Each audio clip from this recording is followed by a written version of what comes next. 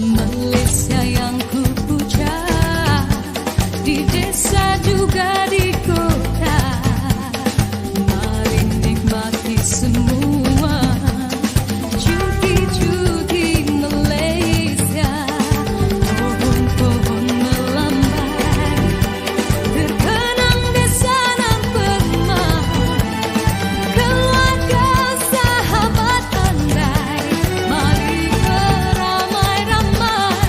Cuti-cuti Malaysia, jiran rakam sekerja. Murid-murid ikut semua. Cuti dalam negara. Cuti-cuti Malaysia, cuti sehatkan diri, meningkat produktiviti. Semua ada di sini.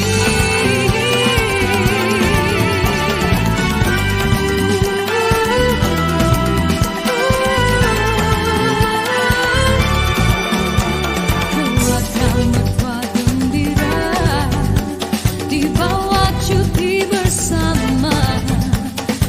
Warisan jangan lupa, budaya diperkaya. Marilah bergembira, cuti rehatkan indah. Semuanya kita ada, Malaysia mempesona.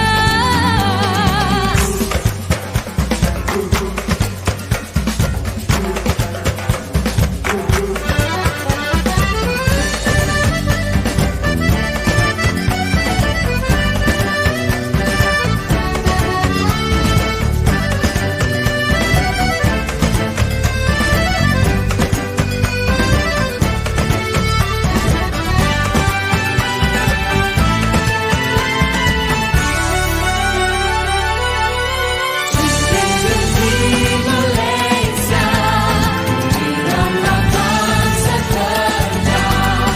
Murid-murid ikut semua.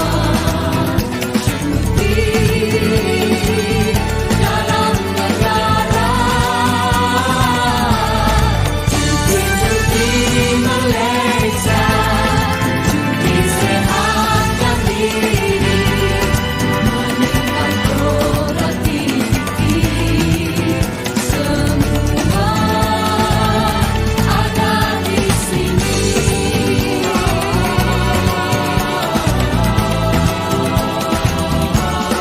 Cuti-cuti Malaysia, cuti rehatkan minda. Semuanya kita ada, Malaysia mempesona.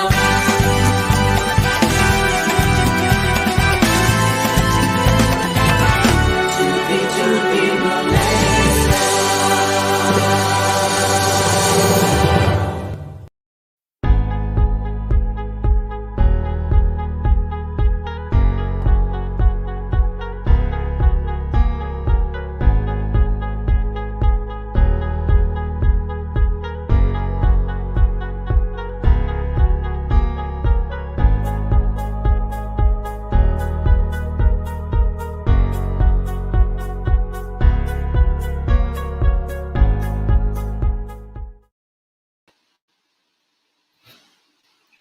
Alright, so selamat petang, Assalamualaikum dan salam sejahtera.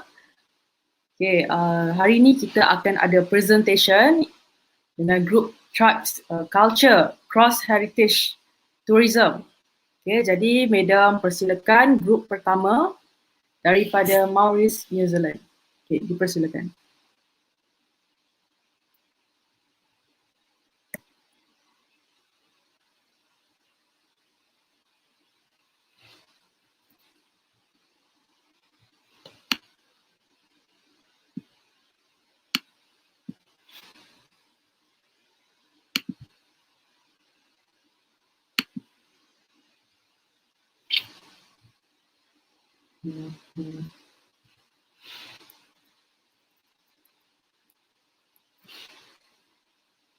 Okay, team leader Amir, sila. Okay. Assalamualaikum warahmatullahi wabarakatuh. My name is Amaiman bin Muhammad Fiz from Intake September. Today, my group would like to present about the Maori. Maori. Okay, next slide. Table of contents. History of Maori tribe. Location of Maori. Culture and festival. Cuisine and food. Clothes and costume. Marriage. Tabot and conclusion. Next slide. This is our group member. Next slide. Introduction. The Maori are the indigenous Polynesian people of mainland New Zealand. Maori originate which settlers from East Polynesia, who arrived in New Zealand in several waves of waka canoe voyages between roughly 1320 and 1350. Over several centuries in isolation, these settlers developed their own distinctive culture. Wu language, mythology, craft, and performing art evolved independently from those of other Polynesian culture. Some early Maori moved to the Kacham Island where their descendants became New Zealand. Other indigenous Polynesian ethnic group, the Moriori. Next slide, I will pass to Tasha. Okay, Assalamualaikum. My name is Nur Shafika Natasha binti Abdul Rahim. Now I will present about the history in Maori. Number one, evidence indicates that their ancestry are as part of the larger group of Austronesian peoples stretch back 5,000 years to indigenous peoples of Taiwan.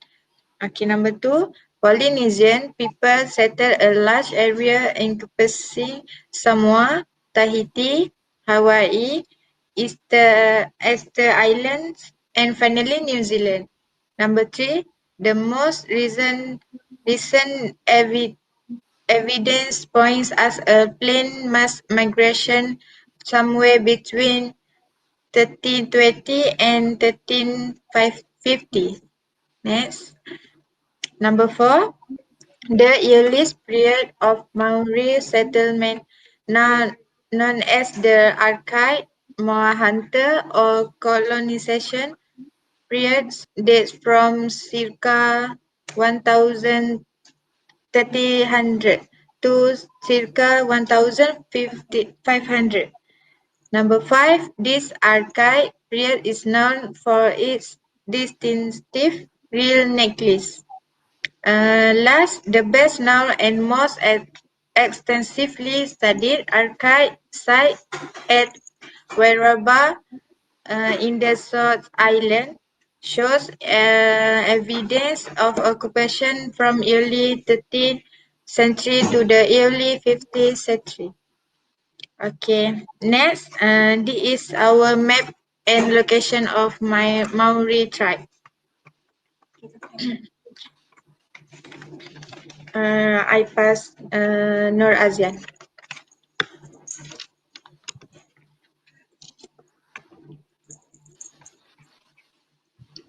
Okay, Assalamualaikum. My name is Nur SMBT Sabri.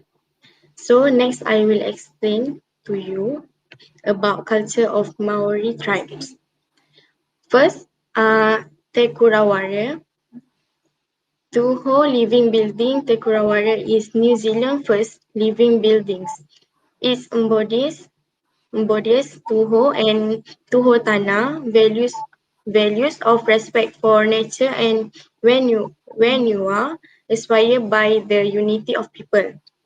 Two, Mata Atua Werenui, the house that come home after more than 1,030 years away.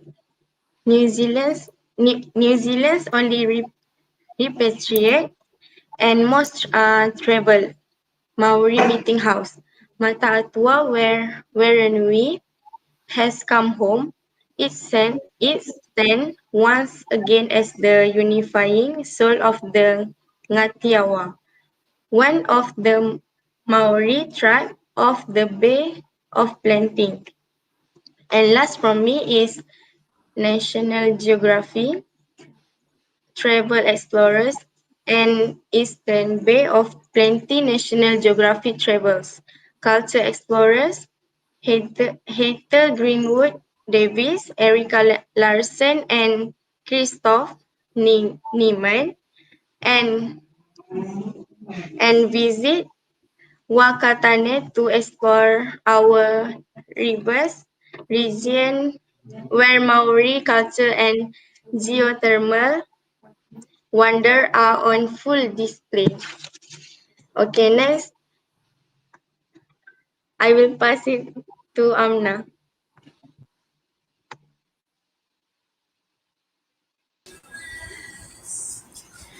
Okay, Assalamualaikum and hi. My name is Nur Amnah binti Latif. So next I will present about Festival Kaum Maori. Okay, number one, Matariki marks the start of the Maori New Year. And then it is traditionally held mid-winter in June. Traditionally, Matariki was a time when families Wanao came together to remember their ancestors. Festivals are held nationwide and may include cultural performance, flying events, as well as fireworks showcase. Makitu has some great culinary claims to fame. The town is nationally renowned for its local brand of beads. Makitu Kai Mona Festival is held each February. The festival also holds a strong reputation for its traditional Maori breed. And the Terau Waitangi is Wellington's offering for celebrating Waitangi Day. The event held in the capital's Waitangi Park Festival goers can look forward to several kapahaka and musical performance. And as you guys know, want to know, the clothes in the picture one is the kapahaka, and number two is shirt, t-shirt, blue skirt, and then number three is cloth. New Zealand does not have a specific national dress. Customary Maori clothing is the only form of dress that is distinctive to New Zealand. Kahu cloths give significant mana and honor to official occasions such as royal tours, marriage, and state funerals. Okay, so I pass to Sadatul Mashta. Okay, Assalamualaikum. Assalamualaikum warahmatullahi wabarakatuh. My name is Nur Sharatul Masta Bintang Mazdin. So today I will tell you guys about Maori cuisine and food. Okay, as you guys know, komata is known as cabbage tree. Komata in other name is tea kauka or tea kauka. Seeds are edible to eat. The growing tips or leaf heart of this tree could also be harvested for eating by twisting them out at their natural snapping point, leaving the plant to regenerate and produce multiple hearts. Okay, second, Karaka berries, the fleshy berry of the Karaka tree is initially green, then ripened to bright orange in summer. Its rich texture is like that of a date and it has a light mango flavor. The kernel is poisonous and can cause paralysis after removing the berry flesh. Maori make the kernel safe to eat by steeping it into the water and cooking it for up to 12 hours. To make flour, the processed kernel was sun-dried until the halves came apart. The nut was then pounded into flour, mixed with the water and cooked on the embers. Okay, and lastly for me, moku, known as Asplenium bulbiferum, commonly known as hen and chicken fern, is the most widely eaten by Maori tribe. Huru-huru Huru-huru wenua, known as Asplenium oblongifolium, commonly known as shining spinwort, is very robust and flourishes on the coast. In native bush and in recent time, in pine forests in the central North Island, pico can be harvested all year round. Okay. Next, I will pass to Nur Sharfina.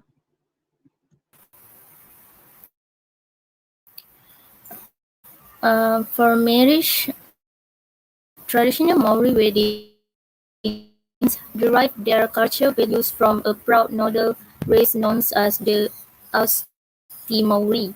The korowai is a traditional Maori cloth with features. Another part of traditional Maori culture is the feast and celebration, traditionally with a hangi where the food is slowly cooked underground.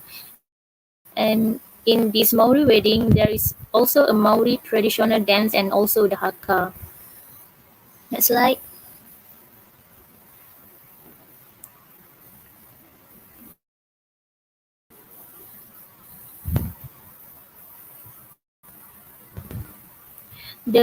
There's already an enormous taboo for separation between bottoms and food in the pakeha world. We don't eat in the toilet, we don't often eat in the bathroom. You might have a cup of tea in the bath and a biscuit, but probably not if there's a toilet in there too. And mostly we eat with our clothes on. In some house, you are not allowed for in the bedroom. Often place where you do things that are not right for food to be with. And don't forget all those others.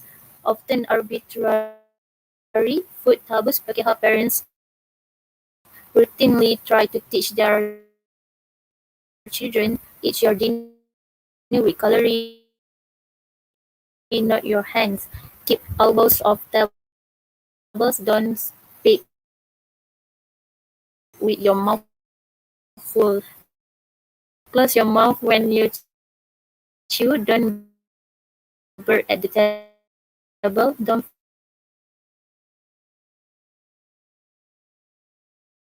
fart at the table. Thus, the process of feeling disgust by moral transgressions like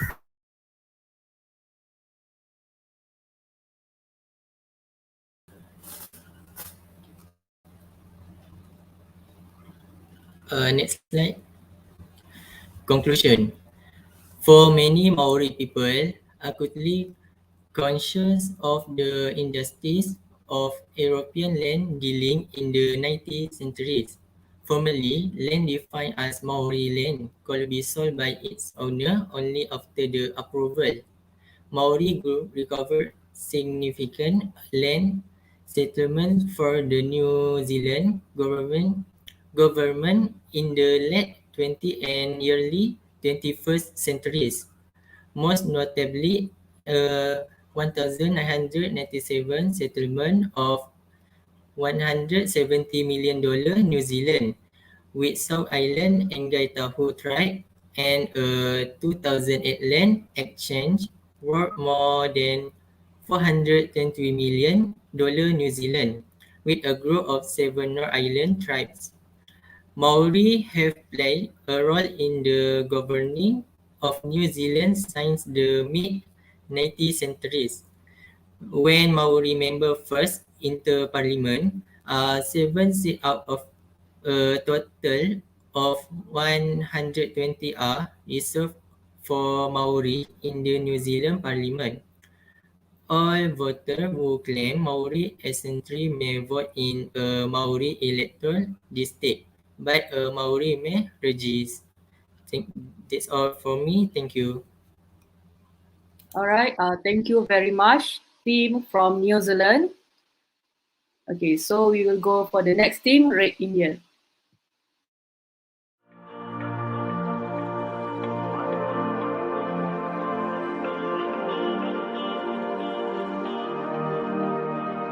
لأجاريهم قلدت ظاهر ما فيهم فبدوت شخصا آخر كي أتفاخر وظننت أنا أني بذلك حزت غنى فوجدت أني خاسر فتلك مظاهر لا لا لا نحتاج المال كي نزداد جمالا جوهرنا هنا في القلب تلالا لا لا نرضي الناس بما لا نرضاه لنا حالا ذاك جمالنا يسمو يتعالى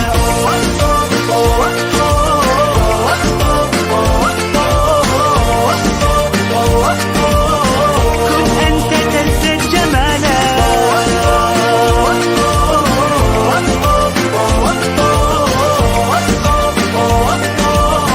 كن أنت تزداد جمالا لا لا لا لا لا لا لا لا لا لا لا لا لا أتقبلهم الناس لست أقلدهم إلا بما يرضيني كي يرضيني سأكون أنا مثلي تماما هذا أنا فقناعتي تكفيني ذاك يقيني لا لا لا نحتاج المال كي نزداد جمالا جوهرنا هنا في القلب تلالا لا لا نرضي الناس بما لا نرضاه لنا حالا ذاك جمالنا يسمو يتعالى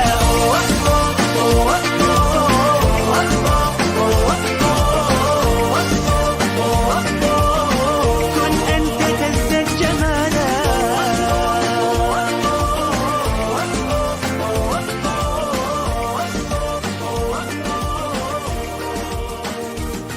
سأكون أنا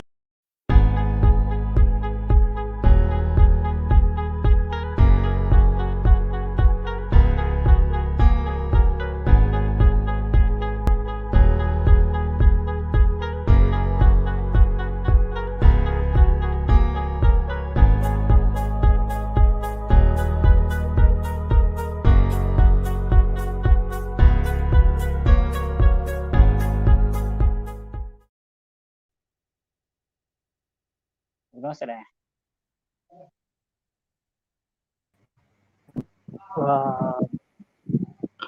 Ui, kèm đi.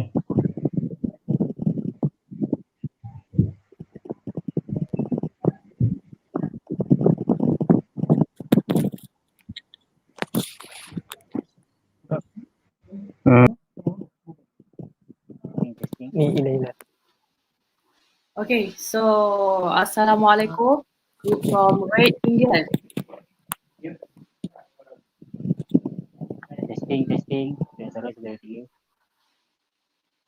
Okay, you may start your presentation. Siapa part conclusion ya? Part yang last kali? Saya. Kamarul. Kamarul, okay.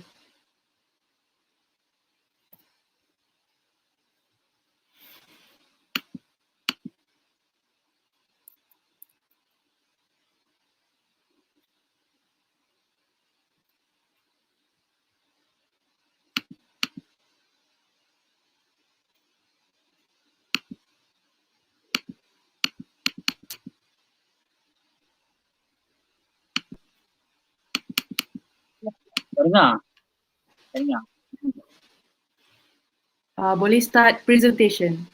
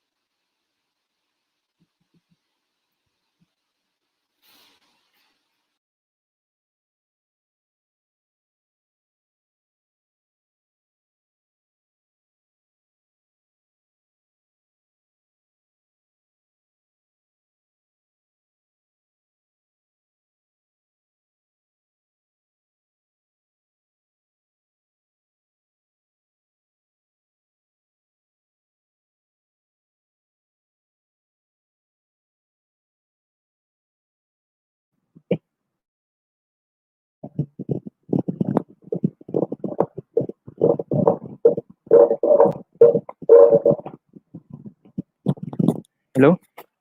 Dengar tak? Uh, okay, Assalamualaikum warahmatullahi wabarakatuh and very good afternoon to all my friends. My name is Ahmad Hilal bin Salman, student ID 202009041041BHUMY. I am from Inter August. Would like to present a few topics related to what we have discussed. He is the line that to present this slide. Muhammad Amar Rafiq, Ahmad Nabi bin Ahmad Nazri, Syahidan bin Sulaiman, Kamarul Ashraf bin Muhammad Azmi, Muhammad Ubaidullah bin Muhammad Saleh, and me, Ahmad Hilal. Okay, now I will tell in the relation to the introduction, which in Red Indian.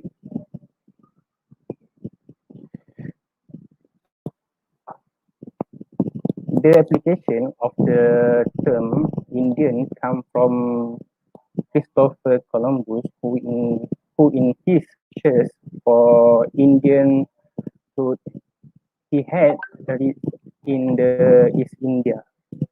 Eventually, some of these islands come to be known as the West Indians.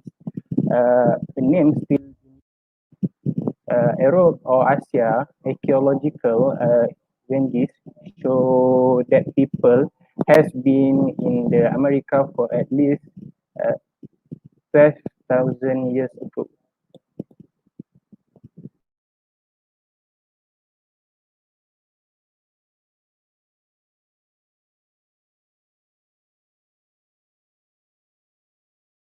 Become what the traditional clothes and costume, what the Red Indian about. This question will be discussed in the live by my best friends. Thank you for the coming in the live. Next, welcome to Shaidan for presentation. Thank you.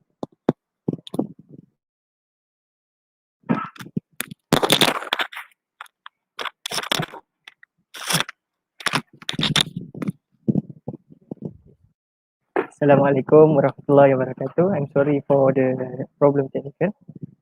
Okay.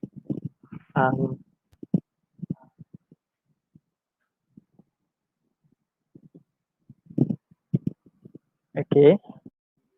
My topic section is history of trip map and location of the trip. Location of the trip. For okay, next. Okay. I have 6 points in my info. Then based on my info, on my info, the migration of this Red Indian trip come from Eurasia. Eurasia. That means Europe and Asia. Then they come via Beringia. Uh, that means the Beringia is defined today as the land and maritime area bounded on the west by the Lena River in Russia. Okay. For the point number 2, let's see. As the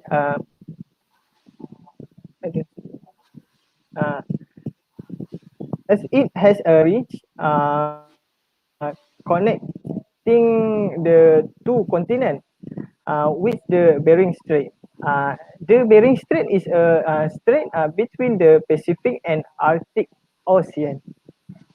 Then the land bridge also because the sea level fall associated with the intensive period quaternary glacier. The quaternary glaciation also the Pleistocene how to say this Pleistocene glaciation is an alternative series of glacial and interglacial periods. And then the Bering Land bridge that's connected Siberia to Alaska about 60,000 to 2,500,000 years ago. In this the study book and this theory by Gordon Whaley and Philip in America Archaeology, they estimate that the migration of Red Indian may have occurred 12,000 years ago. Okay, then the Paleo-Indian of listing the first arrival of people in the America until about 3,000 or 5,000 before Common Era in North America. Later, then the last, the Paleo-Indians were able to thrive with under different race of and culture. This study was derived from a study published in 2012 by Joseph Greenberg. Okay, next, see among of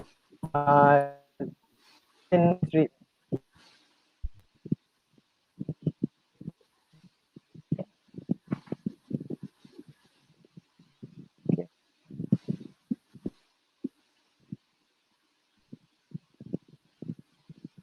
Okay, this one is among a location of tree. I just pick three, all around 100 tree. Then I pick a top 5. Then trip Churaka, this population have 5,900 605. Okay, they live in area such as United States, North Carolina, South Carolina, Georgia, Alabama, dan in Tennessee. Okay, the Najavo, they population 3,300 3,300 2,129,000. Okay, Arizona, they live in Arizona, New Mexico, Utah, and Colorado. Then the Choctaw population is 200,000. This Choctaw nation span 12 tribal district and 8 Oklahoma counties, with its headquarters in Durant, Oklahoma. Alright, then I pass with for Ahmad Najmi. Okay. Okay, test mic. Dengar tak? Okay, Assalamualaikum and good afternoon. My name is Ahmad Najmi. I will continue the presentation of my group, which is Native People of American or American Red Indian Tribes. My part in this presentation is culture and festivals.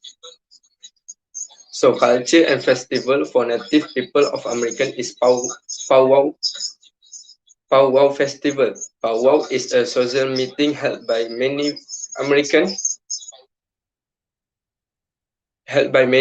indigenous communities. A modern powwow is a specific type of event for Native American people to meet and dance, sing, socialize, and honor their cultures. Powwow may be private or public. There is generally a dancing competition with many types of traditional dance, often with a significant prize money award. Powwows vary in a length from a one-day event to major powwows called for a special occasion, which can be up to 1 week long. A powwow session begins with the grand entry, and in most cases, prayer. The eagle staff leads the grand entry, followed by the flag.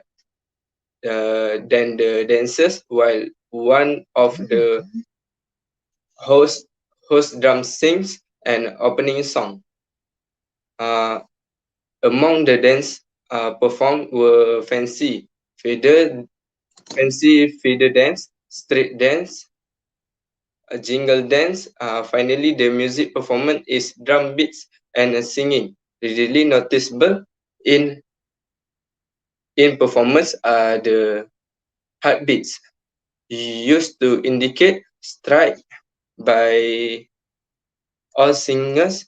Every other beats while singing differ by region in that a high falsetto is used in the north, while in the south lower range is used. Next slide. Too difficult to comprehend, and the contrast in the quality or time of voice used in traditional Indian and Europe music may have much to do with that difficulty, like the Red Indian slogan, which is good drums and get the dancers out there. Good song, get them to dance well. Without drum groups, there is no music. No music, no dance, no powwow. So that just a presentation from me. Thank you. So I would like to pass to Amma.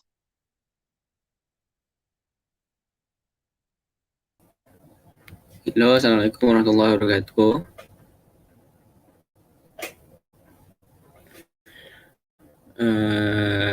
My topic is to continue the present.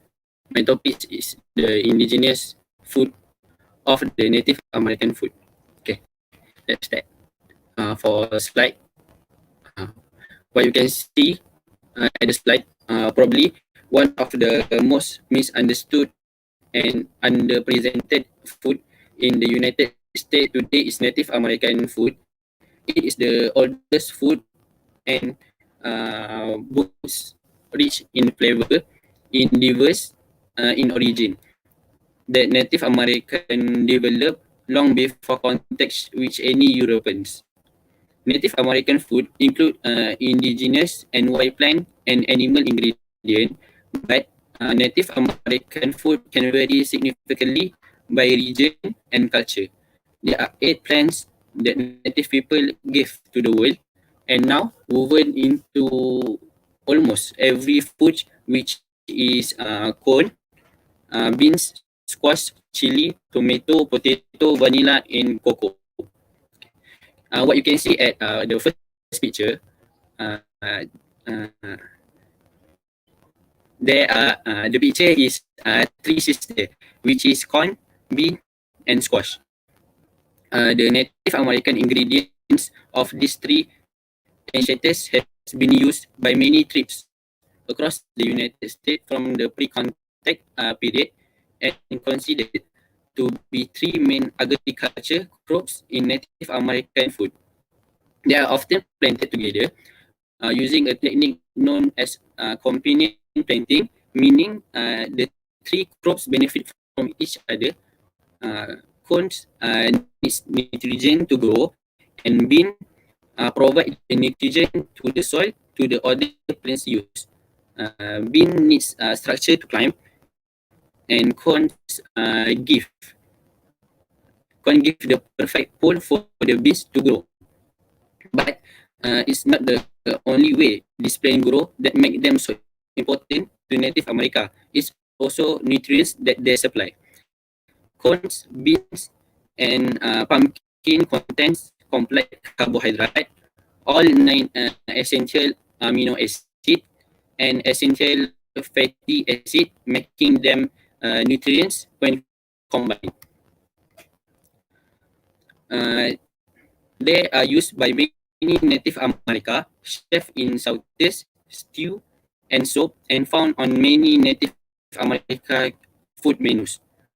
as you can see at picture number 2, that is a cheddar plank salmon. The Native America tribes in the Northwest River salmon, and many define themselves as a salmon people. It is carrot food, and there are 5 different kinds of wild American salmon in the Pacific Northwest, such as king salmon, sockeye salmon, coho salmon, pink salmon, and chum salmon. Salmon which the most well-known type are the Chinook salmon, the sockeye salmon, and coho salmon. They are cooking freshly, while cut salmon on cheddar logs over burning. Coal has its roots in northwestern Native American culture. Many communities in the northwest smoke their salmon as part of a curing process to preserve salmon for future use. Cheddar plank are available commercially, and it's a common practice to cook salmon on soft cheddar planks with a variety of seasonings. That's all for me. Next to the next presenter. Thank you.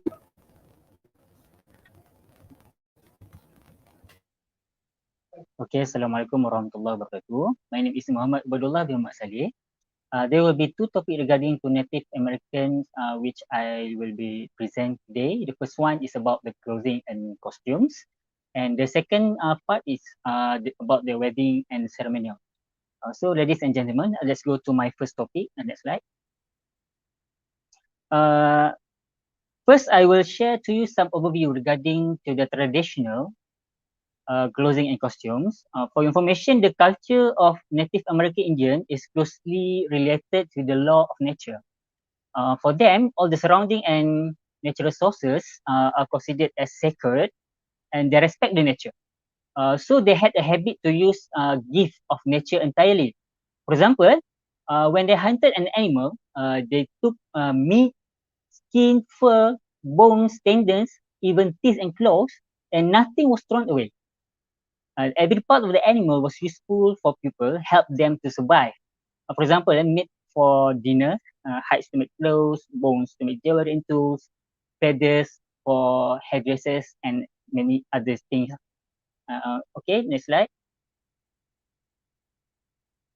Okay, this picture shows the traditional clothing and costumes. As you can see, in the first picture, it is called baskin clothes. The clothes is made up of buffalo, deer, or any animal skin. The difference between buckskin and leather is buckskin is more smooth and comfortable to wear, while leather is more rigid.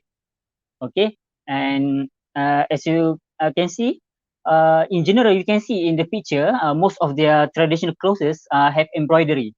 Embroidery in Malay we say sulaman. Okay, which makes the clothes look beautiful and colorful.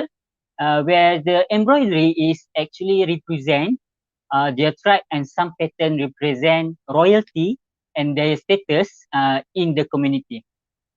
Okay, next slide. Okay, the next topic I'm going to present is about the wedding ceremonial. Okay, for your information, most of the clan is matrilineal, especially in the warmer climate. Matrilineal means that most of the clan leader is woman, not man. Okay. Since most clanship is matrilineal, it is forbidden to marry in one's own clan. Everybody usually represented by the mother and the bride's oldest brother, who will act as educ for the future children. Okay, educ is the man or uncle that hold responsibility to teach the groom and bride, future children, about the traditional history and taboo in their culture. Okay, next. Okay,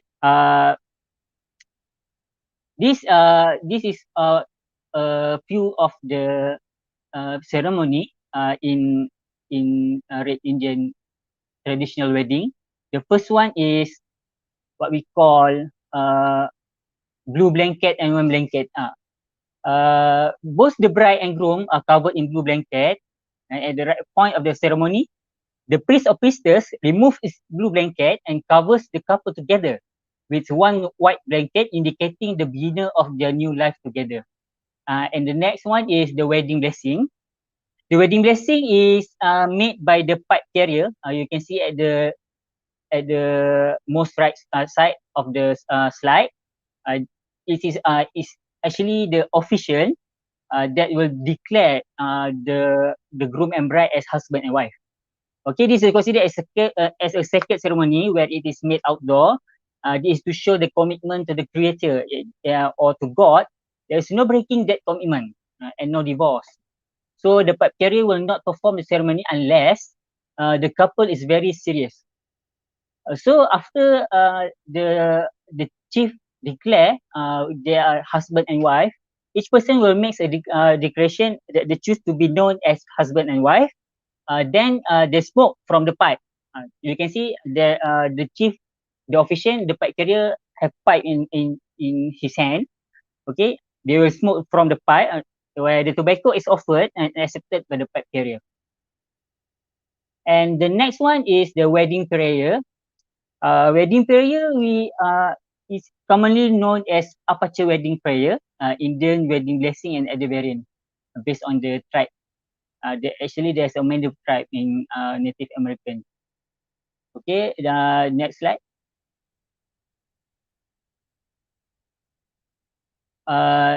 Next slide is about wedding vases. Okay, a wedding vase is traditionally used by Native American couples in Southwest. During the ceremony, each person drinks from a spout to symbolize both individuality and unity. Okay, you can see at the vase there has two spout. The two spout, one the groom and the bride will drink from the both side, each both. One for the groom and one for the bride. Okay, and the last one is the giveaway. Impression for the giveaway, the future bride and groom make or buy hundreds of gifts.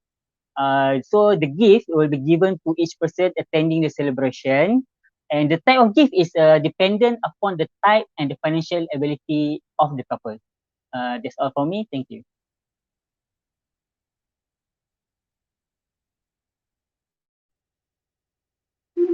Bismillahirrahmanirrahim. Assalamualaikum warahmatullahi taala wabarakatuh. My name is Kamarul Asar bin Muhammad Azmi, and I will present about the taboo of the tribe. So, about this native, all native North American peoples attach special significance to the eagle and its feather. The eagles flies higher and see well than any other bird. So this perspective is different from those of us at close to the earth. So they believe that the eagle has the great spirit and make as their sacred.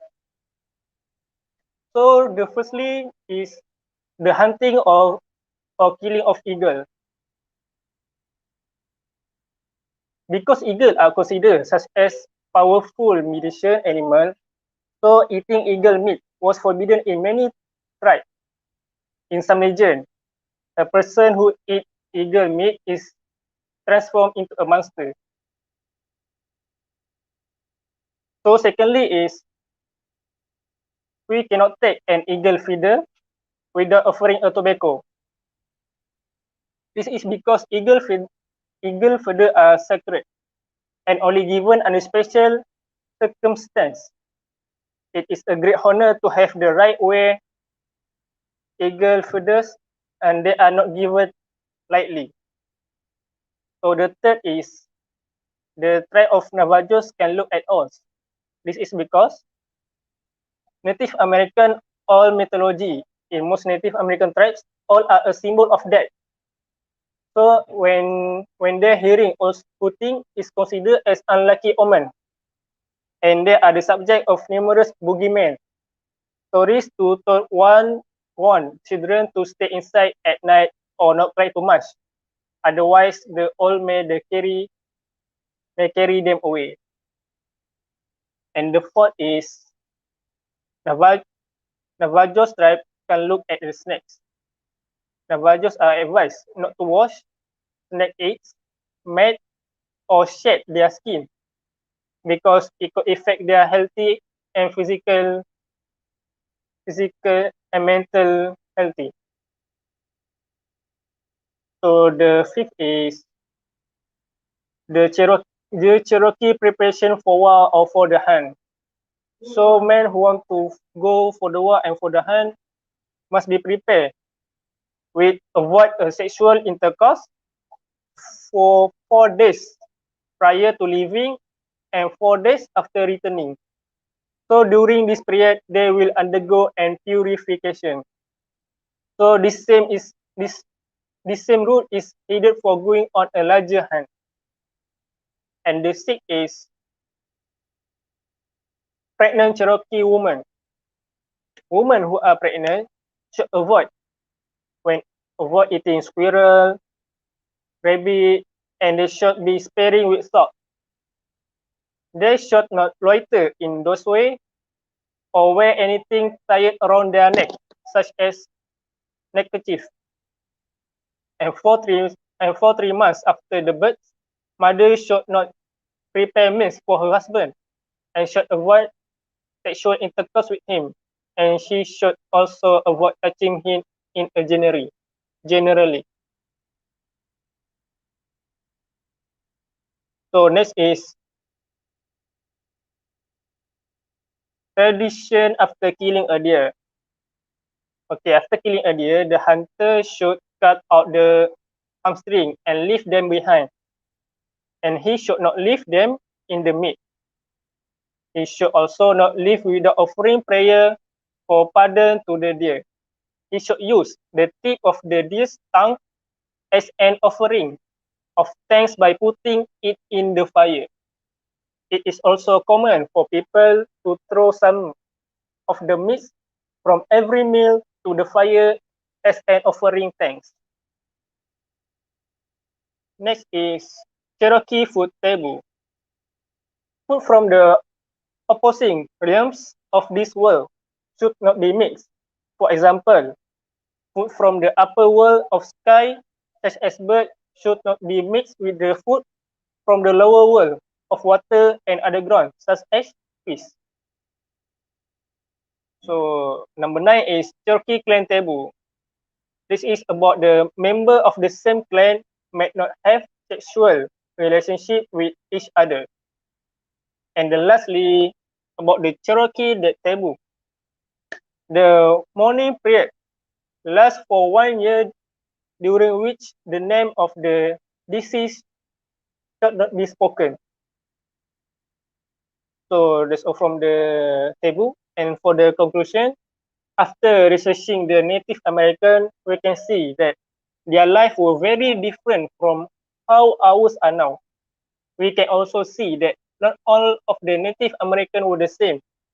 The Native American life all over the United States in all of the regions. Okay, that's all from us about the Red Indian. Thank All you. right. Thank you very much, Team Red Indian. Very interesting and good information from your presentation. So we go to that. We go to the next group, Russia. Okay.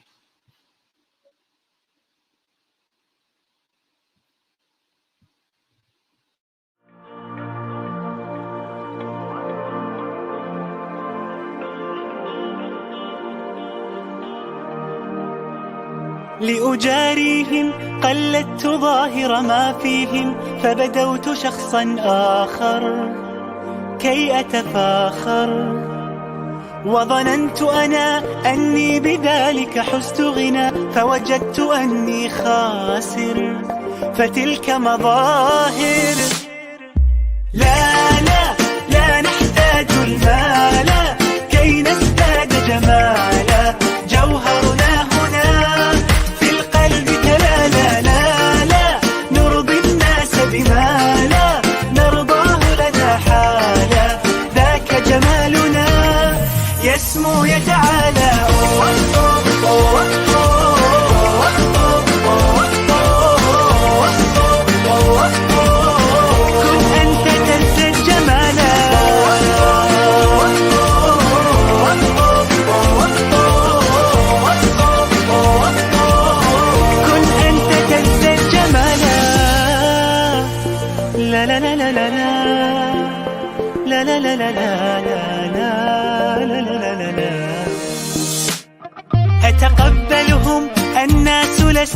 أقلدهم إلا بما يرضيني كي أرضيني.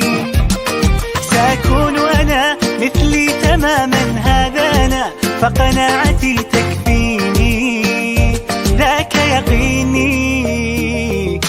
لا لا لا نحتاج المال كي نزداد جمالا، جوهرنا هنا في القلب تلالا. لا لا نرضي الناس بما لا نرضاه لنا حالا، ذاك جمالنا يسمو يتعالى.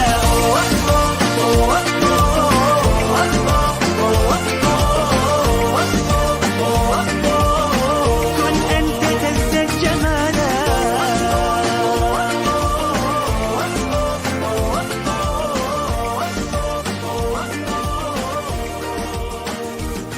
سأكون أنا من أرضانا، لن أسعى.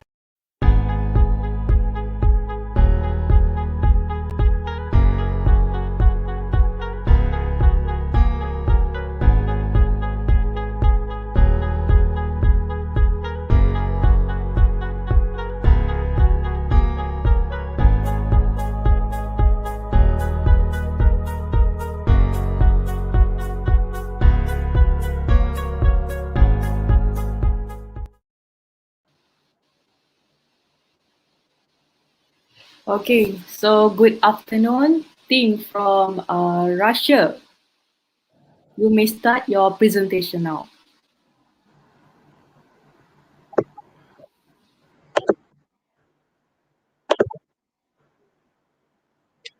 Okey, Adam dengar? Ya, dengar. Siapa yang last kali present conclusion? Umi. Umi, alright. Okay. Okey.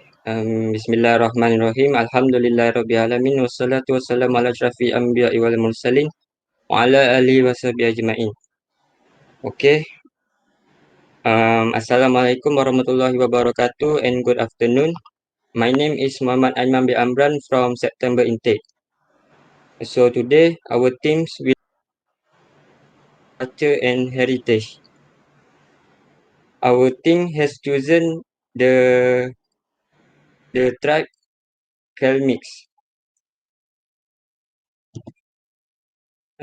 Table of content is introduction, history of tribe, map and location, culture and festival, cuisine and or food, clothes and costume, marriage, taboos and conclusion. Okay, this is our group members. Okay, for this slide, I will pass to Nurul Azira. Assalamualaikum warahmatullahi wabarakatuh. Dengar tak? Dengar. Okay. My name is Nurul Azira binti Tajuddin from Intake September. I will present the introduction first. The introduction about Kalmyks. Kalmyks spelled as Kalmak, Mongol people residing chiefly in Kalmykia Republic in southwestern Russia. Second, the language belongs to the Oret or Western branch of the Mongolian language group. Another small group called... Sorry, you punya slide bergerak tak? Sebab madam tak nampak slide bergerak. Next slide. Dah. Tak ada pun. Ada Ni tak? first slide. Cuba slideshow. Yes.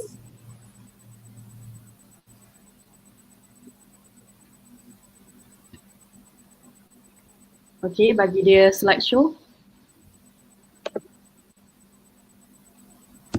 Nampak bila? Tak nampak yang show punya. Sekejap. Sorry.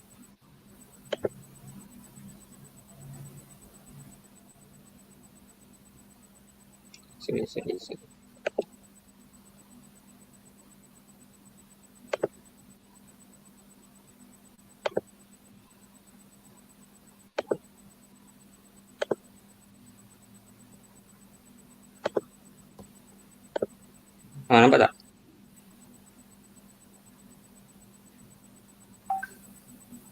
Okay, nampak. Tapi tukarkan kepada slideshow.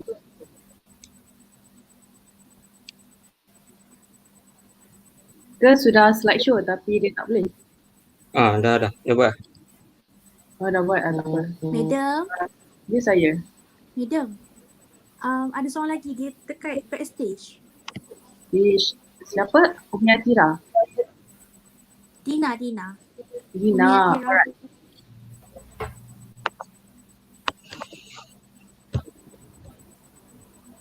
Hello, dengar tak? Dengar. Hello, dengar? Share Yep. screen kan, madam? Dengar. Cuma presentation slide yang tak ada. Test. Dengar?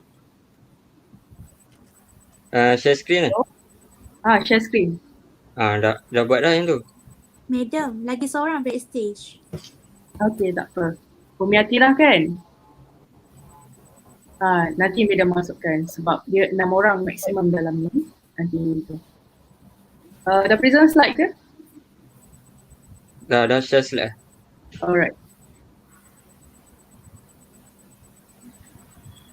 Apa lagi? Test. Madam dengar? Madam dengar.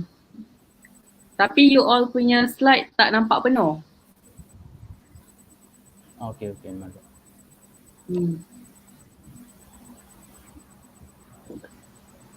Dah share dah, madam. Okay, teruskan. Okay. Start balik The introduction of Kalmyk. Kalmyk spelled as Kalmak, Mongol people residing chiefly in Kalmykia Republic in southwestern Russia. The language belongs to the Oirat or western branch of the Mongolian language group. Another small group called the Sart Kalmyk live in Kyrgyzstan near the Chinese border. They immigrated after World War II to the United States. The Kalmyk are by long tradition nomadic pastoralists. They raise horses, cattle, sheep, goats, and a few camels. Their nomadism is of a classical pattern, an annual round of movement from winter camp to spring, summer, and fall pasture. Traditionally, the Kalmyk were divided into two. First, a princely estate, which ruled the various confederation, a noble estate, which ruled the lower social hierarchies, clans, and lineages, and second, a common estate. The common estate, there was also a clerical order forming an estate of its own, except the common estate have disappeared. That's all. I pass to Nur Atira.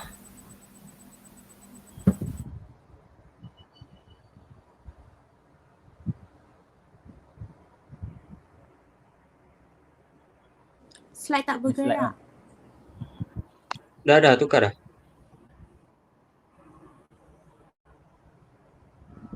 Tak gerak tu kan? Tak gerak. Tak ada pun. Tak ada, tak gerak. Dekat introduction juga.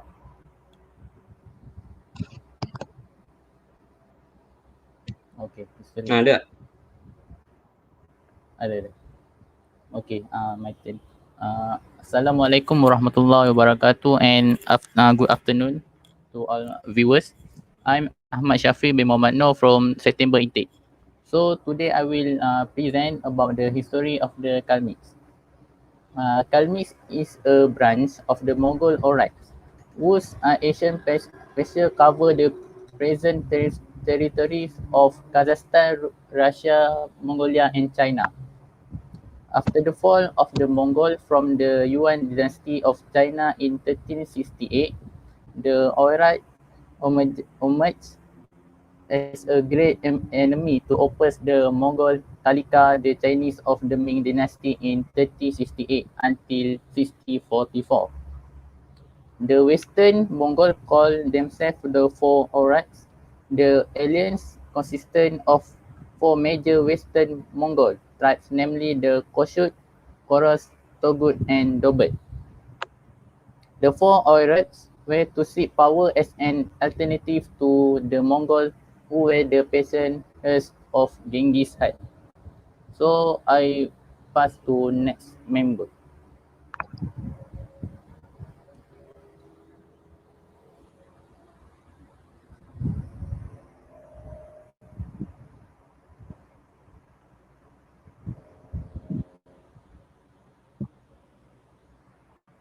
Ada tak slide? Dina?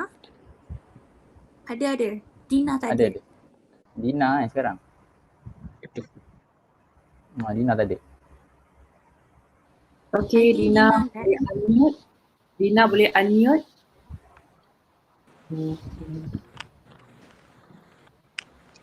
Dina terkeluar.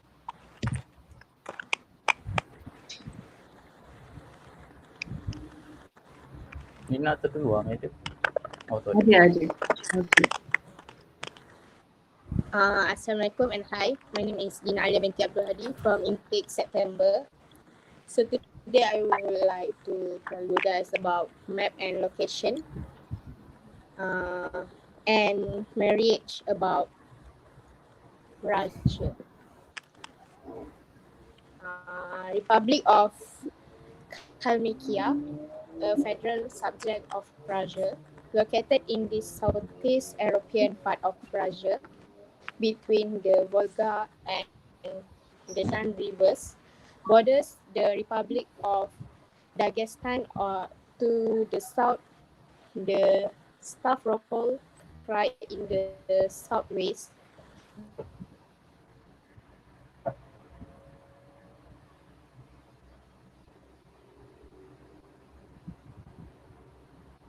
Okay. Dah terkeluar ke? Dina terkeluar ke? Dia lagi teruk tu. Dia ada cakap line dia slow. Alright. Kita tunggu sekejap.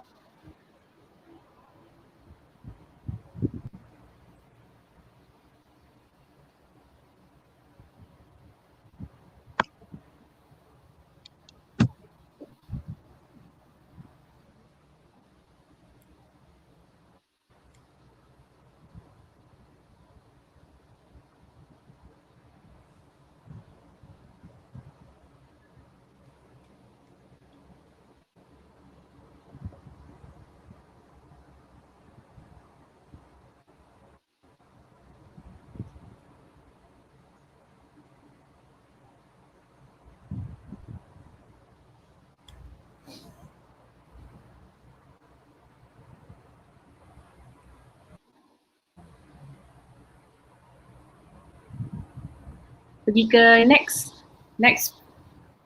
person. Next slide. Next slide.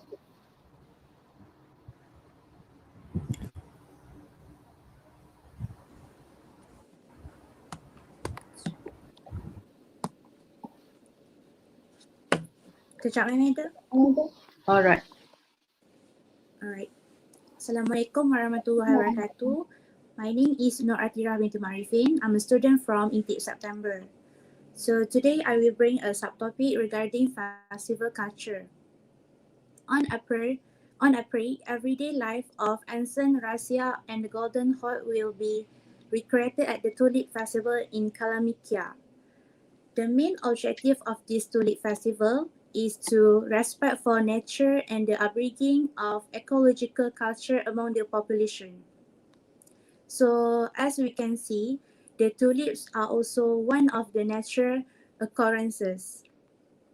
The next point is to preservation and popularization of Kalmyk national culture. Others objective is to promoting folkcraft and national sport. So in this point, it is to attracting the interest of Russian and foreign tourists to the tourism potential of region. So as you guys can see the picture, the tulips. A blooming tulip stab is a fantastic sight, which is natural extravaganza lasts only several days a year. This day, white stab suddenly turns into fabulous many-colored carpet and filled with a magic fragrance of millions of blooming tulips. So, next slide.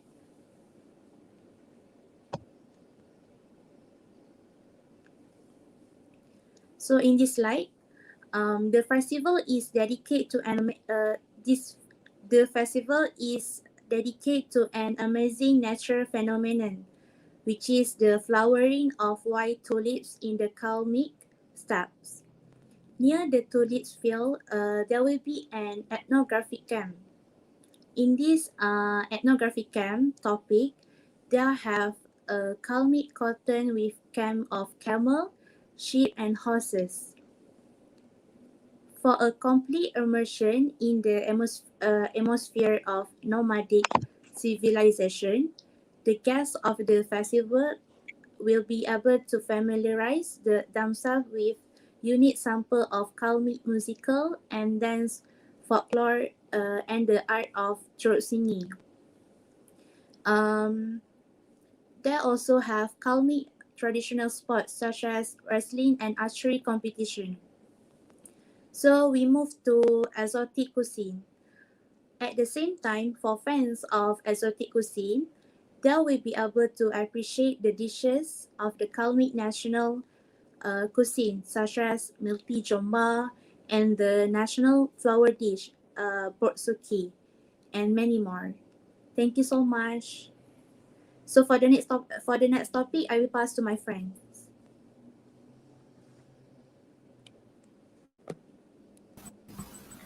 Okay, next, cuisine or food Kalmyks.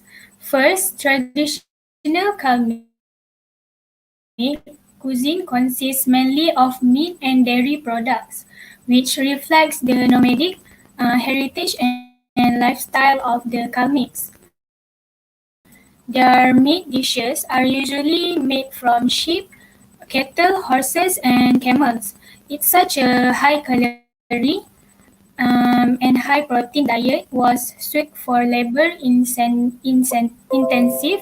existence in the harsh environment.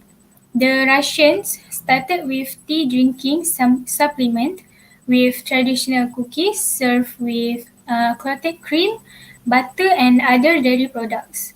Kalmyk tea, known as Kalmytsky chai, it's from black tea made with milk, butter, and salt. For them, tea drinking could be repeated throughout the day, but the evening meal usually included meal dishes. It was clearly developed for a nomadic people. Next, due to nomadic lifestyle of the Kalmyks, traditional baked items and baking methods have been rather simple for them. Lastly, in Kalmykia, food has also been used as medicine. Mutton soup with onion. For example, it's not only to have energy boosting qualities, but it's also um, as as remedy. It's also as a remedy for a cold and other respiratory disease. That's all for me. Thank you.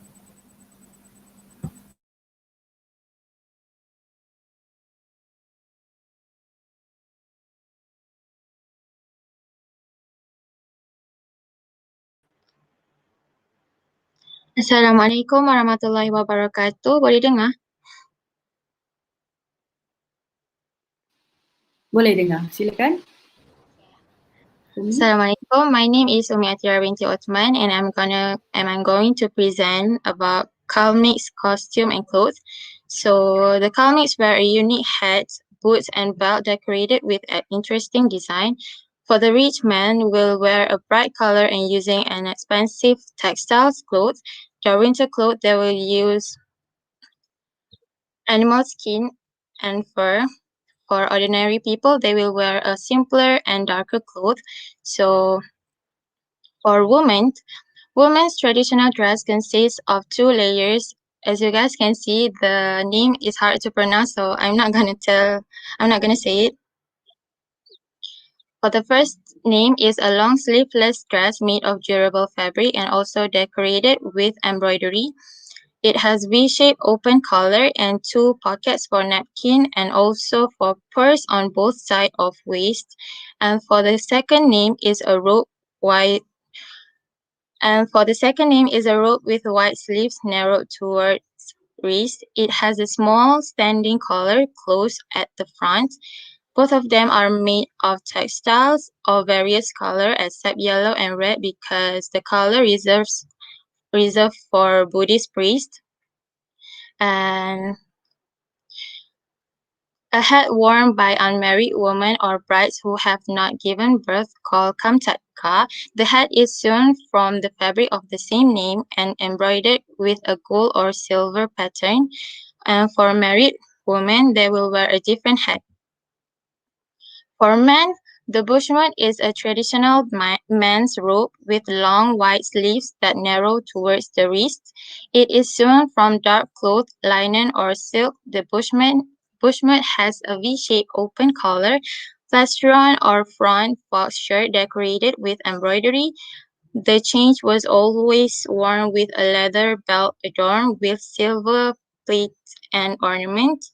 The most popular belt is called reed belt.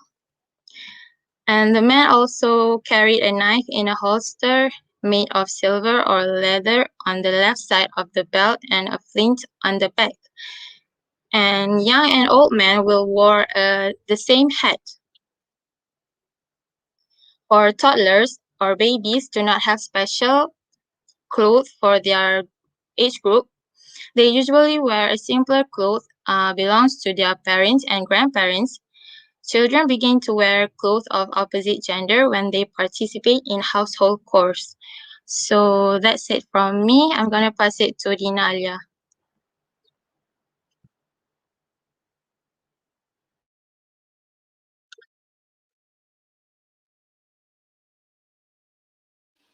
Dina tiada di backstage. Jadi anyone volunteer untuk presentkan bagi pihak Dina?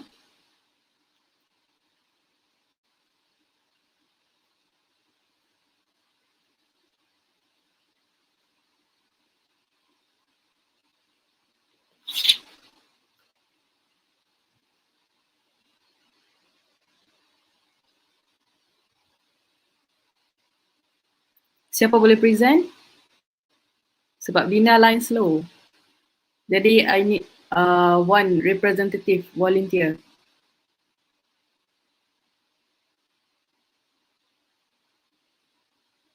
Sekejap, madam. Alright.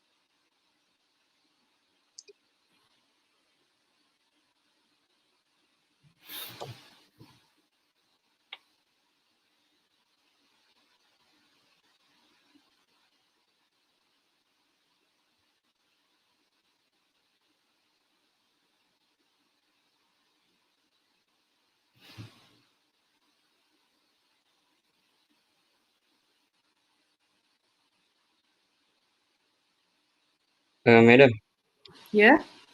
saya cuba bacakan. Okay, silakan. Bismillahirrahmanirrahim. So for the next page, I will present about marriage. For the first time, for the first point, boy considered to become a man. Traditionally, an important rite of passage and symbol of adulthood. Polygamy was practiced among the Kelmic chief and the well-to-do. Age of marriage and childbearing is early or mid-20 for both men and women. For the younger brother to marry a deceased brother's widow. Um,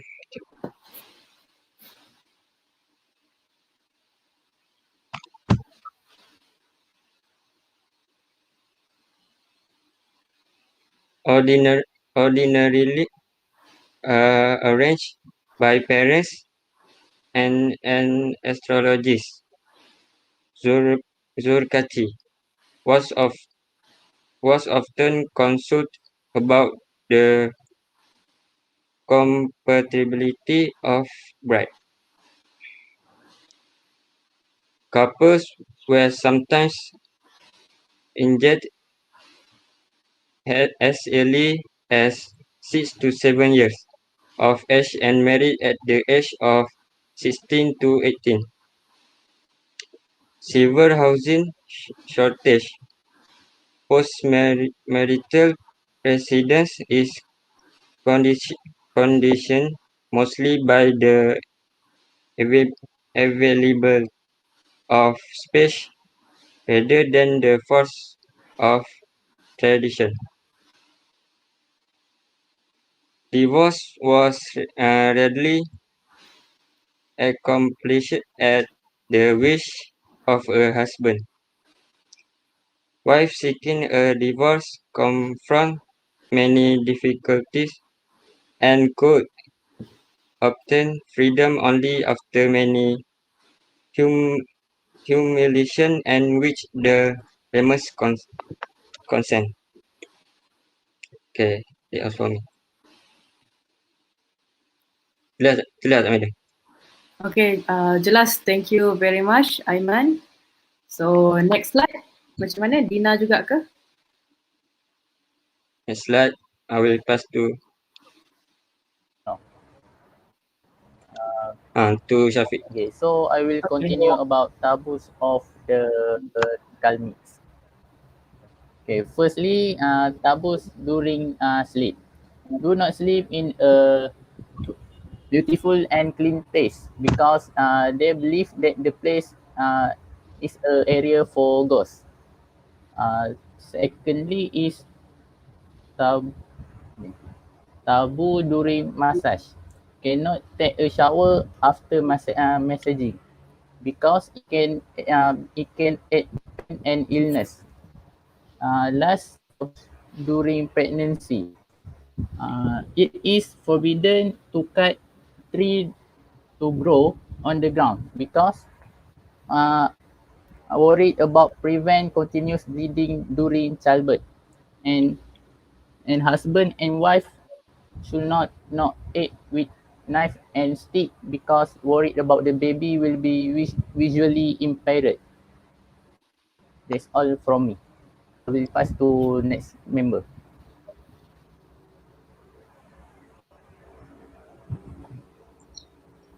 Okay, I'm gonna talk about conclusion. Kalmyks are unique people originally from Mongolia, famous for being involved in the last long-distance nomadic migration in world history. Because these Kalmyks are so unique, we need to continue the culture and lifestyle so that more people can find out about them. Its history confirms their identity as people who can introduce to the world to be very valuable, preserving important cultural heritage. This reflects the legacy that shapes one's beliefs, aspiration, and values of maintaining one's integrity. One's heritage and culture is the knowledge that is passed down from one generation to the next. If people continue to let heritage and culture die, future generations will become less dynamic. We should definitely prioritize preserving our culture and maintaining its originality. So that's all from us. Okay, thank you very much, team from Track Russian. Okay, so far I understand what you want to present. Thank you very much, and we proceed to the next group. Okay.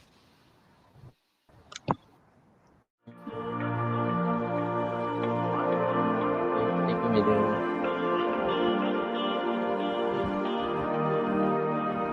لأجاريهم قلدت ظاهر ما فيهم فبدوت شخصا آخر كي أتفاخر وظننت أنا أني بذلك حزت غنى فوجدت أني خاسر فتلك مظاهر لا نحتاج المال كي نزداد جمالا جوهرنا هنا في القلب تلالا لا نرضي الناس بما لا نرضاه لنا حالا ذاك جمالنا يسمو يتعالى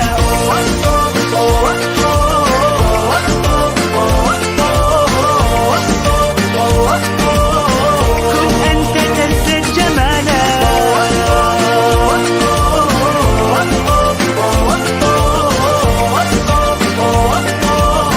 كن أنت تزداد جمالا لا لا لا لا لا لا لا لا لا لا لا لا لا أتقبلهم الناس لست أقلدهم إلا بما يرضيني كي أرضيني سأكون أنا مثلي تماما هذا أنا فقناعتي تكفيني ذاك يقيني لا نحتاج المال كي نزداد جمالا جوهرنا هنا في القلب تلالا لا نرضي الناس بما لا نرضاه لنا حالا ذاك جمالنا يسمو يتعالى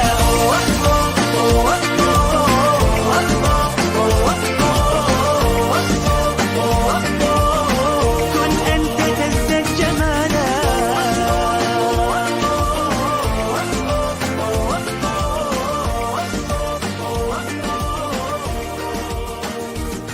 سأكون أنا من أرضى أنا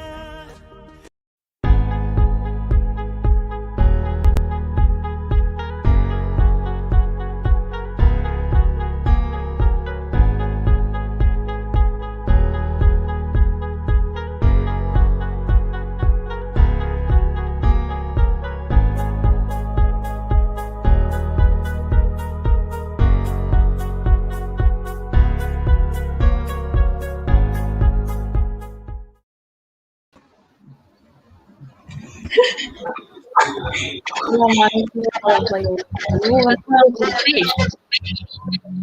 Okay. Ready now for presentation?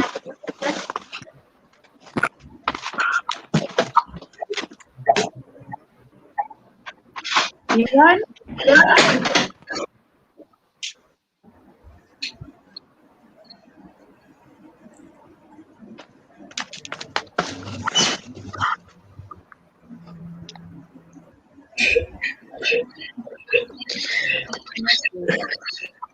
Okay.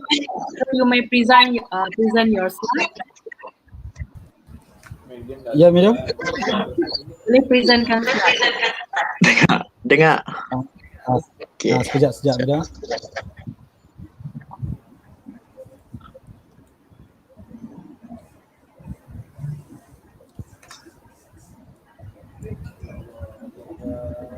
Dengar Anik suara aku nak?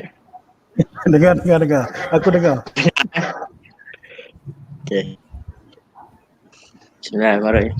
Assalamualaikum warahmatullahi and a very good morning. Good morning lah. Good evening a bit to Madam Hidayah, our beloved lecturer, and my fellow friends. My name is Wan Muhammad Danish bin Misnan. Today our group will share to you about Iban tribe.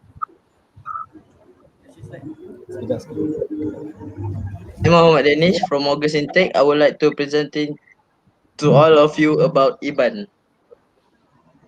The Iban were the original inhabitants of Borneo Island like the other Dayak tribes. They were originally farmers, hunters and gatherers.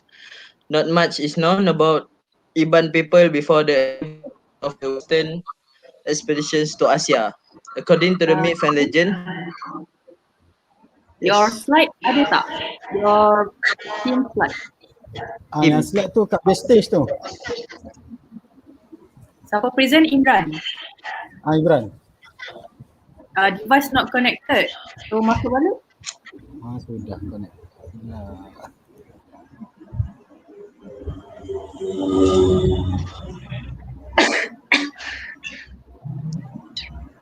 gelak.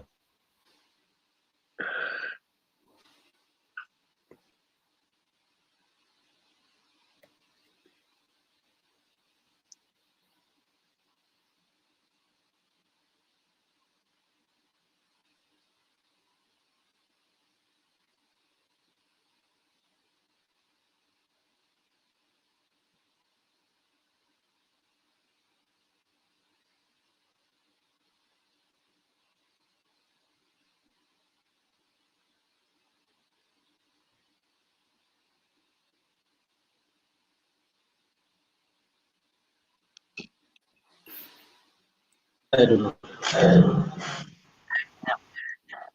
Tak problem.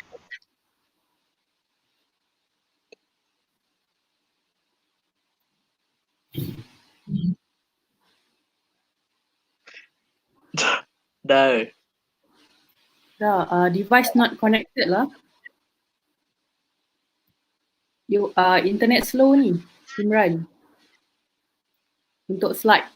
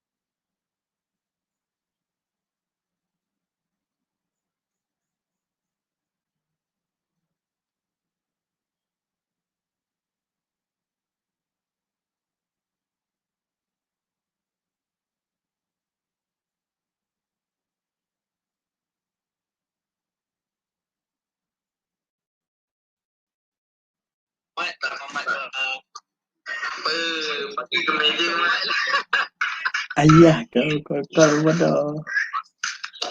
Habis belum bangun, belum. Aku lempang lah.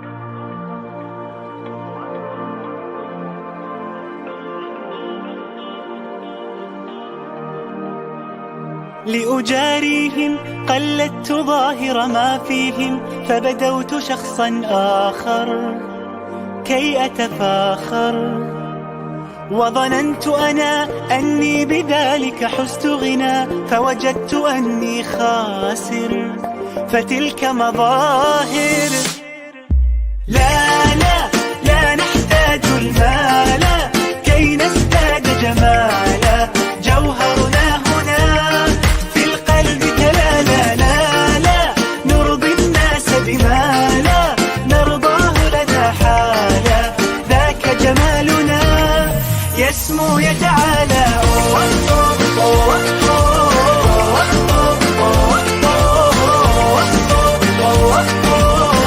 كن أنت تزداد جمالا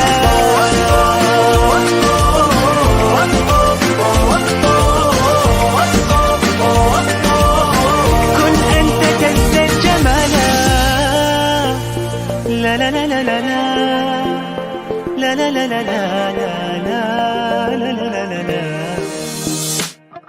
أتقبلهم الناس لست أقلدهم إلا بما يرضيني كي أرضيني سأكون أنا مثلي تماما هذا أنا فقناعتي تكفيني ذاك يقيني لا لا لا نحتاج المال كي نزداد جمالا جوهرنا هنا في القلب تلالا لا لا نرضي الناس بما لا نرضاه لنا حالا ذاك جمالنا يسمو يتعالى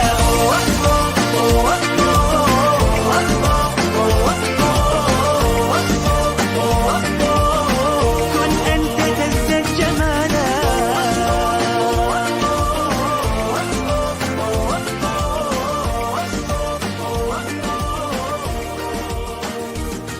سأكون أنا من أرضى أنا لن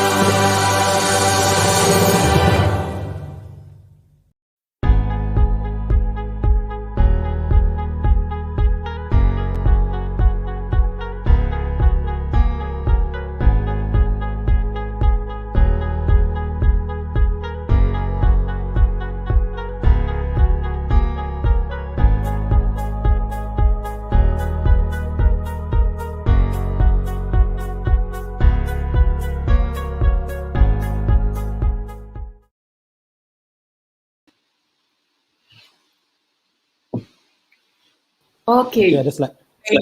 Represent Okay, dah. your. Alright.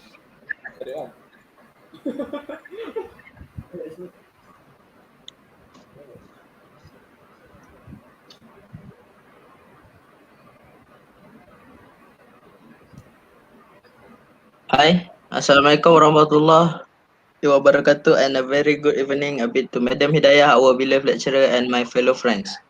My name is Wan Muhammad Danish Bemisnan. Today our group will share to you about Iban tribe.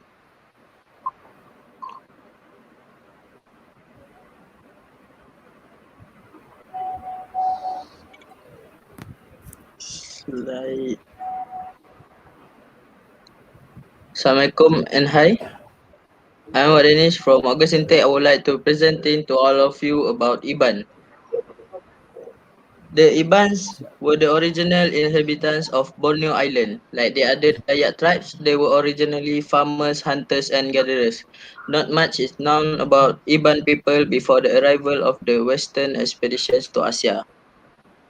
According to the myths and legends, historically Ibans lived around the mouth of Kapuas River, but they slowly moved upstream due to tribal indifference.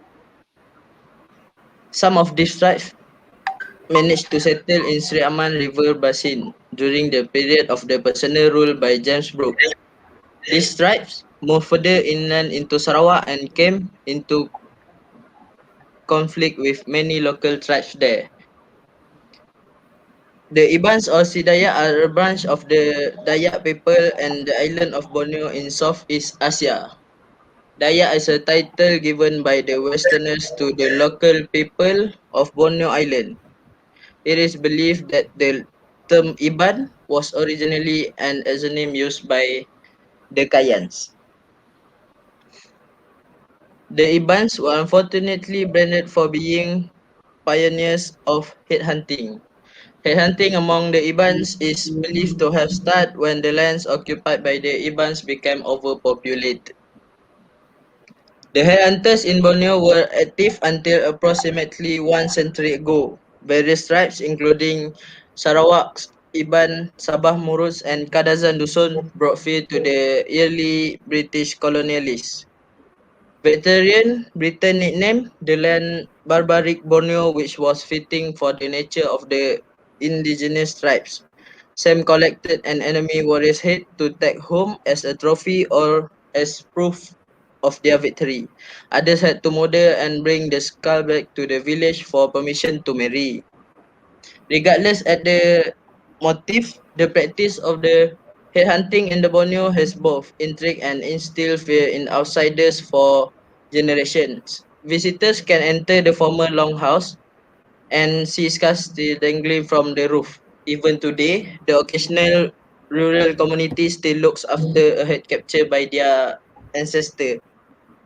And that's all from me. I would like to pass to Ainul Zafira, our second presenter.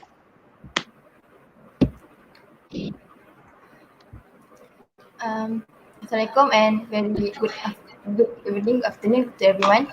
My name is Zafira binti Nizam. I would like to present to all of you about the location of Iban. Dengar tak? Dengar? Okay. Dengar. The Iban are a branch of the Dayak people of Borneo. In Malaysia, most Iban are located in Sarawak, a small portion in Sabah and some in West Malaysia. They were formerly known during a colonial period by the British as Si Dayak.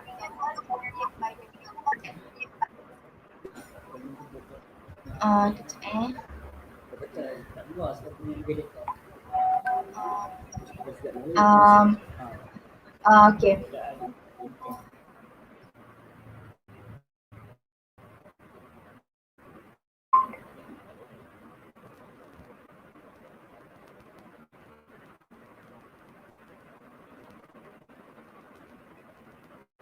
Besides, Borneo is the world's third largest island and the largest island of Asia. Borneo is surrounded by the Java Sea to its south, the Celebes Sea on the east, and the South China to the north. The island is beside by the equator, which approximately half of its land area in the North Hemisphere and half in the Southern Hemisphere. Lastly, most of the island is covered by the tropical forest, the produce tropical timber and the other forest products. That's all from me.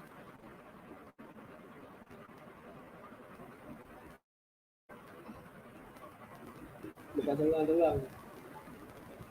Dengan aku tamat buku, slide tak bergerak.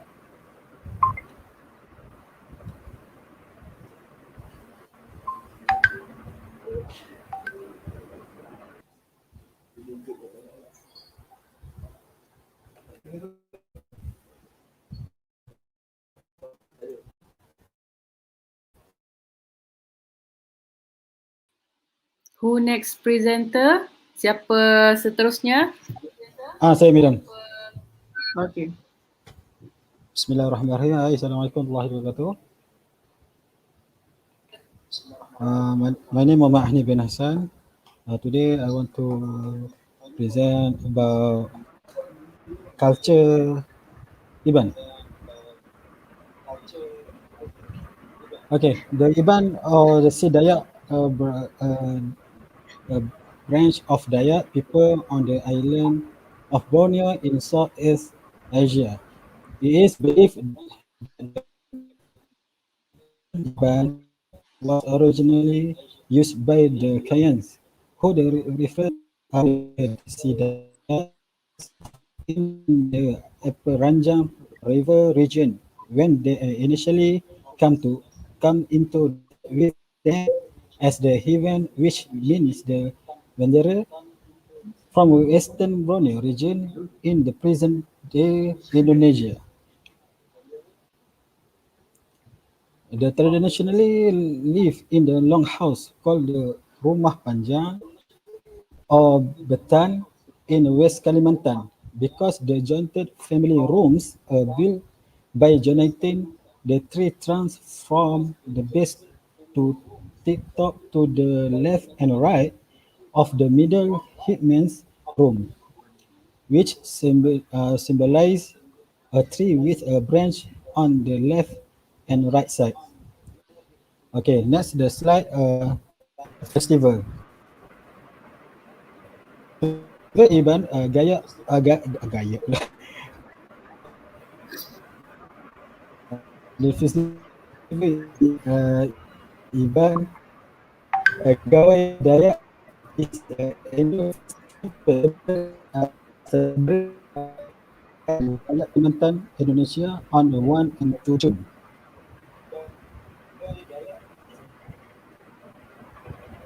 The British colonial government refused to recognize the Dayak Day until 1962. They called it Sarawak Day for the inclusion of our Sarawakians as a national day, regardless of ethnic origin. It is a Thanksgiving day marking a bountiful harvest and a time to plan for the new farming season or other endeavors ahead. Okay, I pass to the alias Adriana. Okay, my name is Alia Adriana. Now I'm going to talk about Iban's cuisine. In Iban, panso or lulun is a dish of rice that cooked in cylindrical bamboo with the top cut open to insert the food while the bottom remains uncut as a container.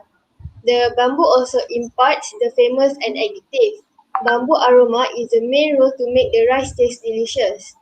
The glutinous rice known as lemang is often cooked in bamboo for the routine diet or during celebration. Next, Iban costume.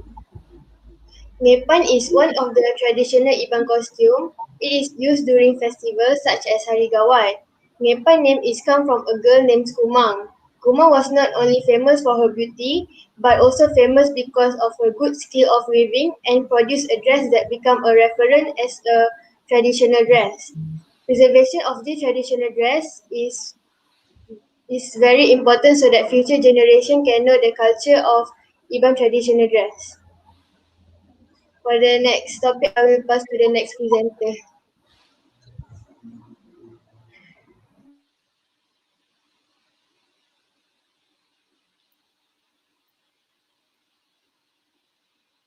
Okay, who's next presenter? Siapa present seterusnya?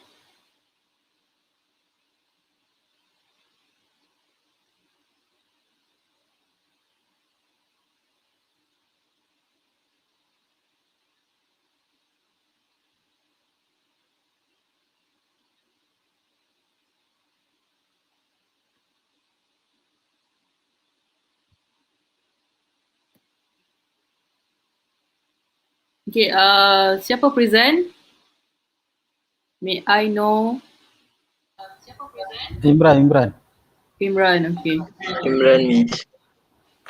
Sorry madam, ada masalah sikit. Masalah technical madam.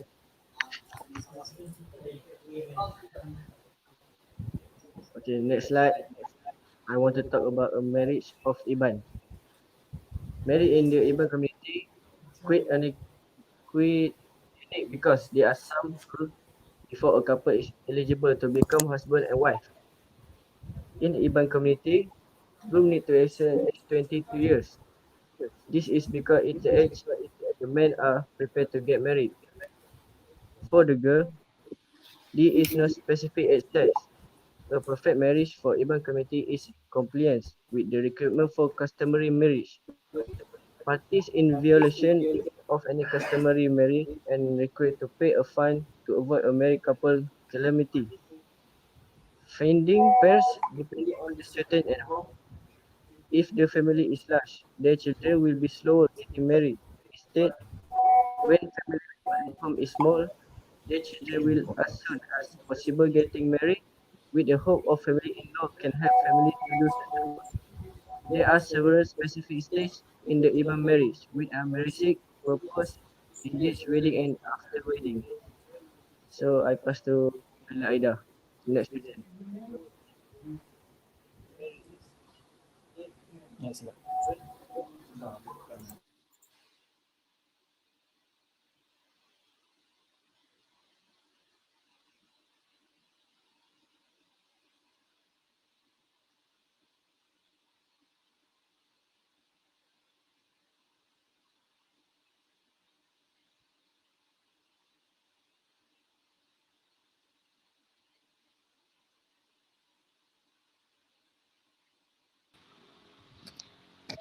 Assalamualaikum.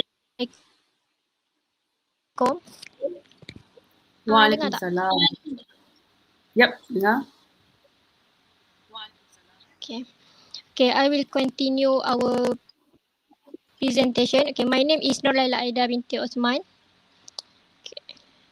I will talk about the taboo of Iban. First, the taboos of pregnancy and giving birth. They must not cut creepers which grow over water and roads, as it will mean that the wife will suffer from hemorrhage while giving birth.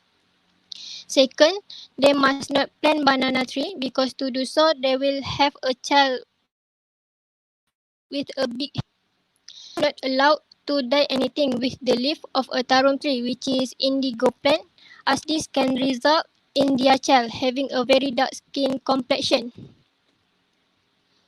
The man and his wife are not allowed to eat anything inside a mosquito net, as this can during birth. Second, the taboos of traditional child naming.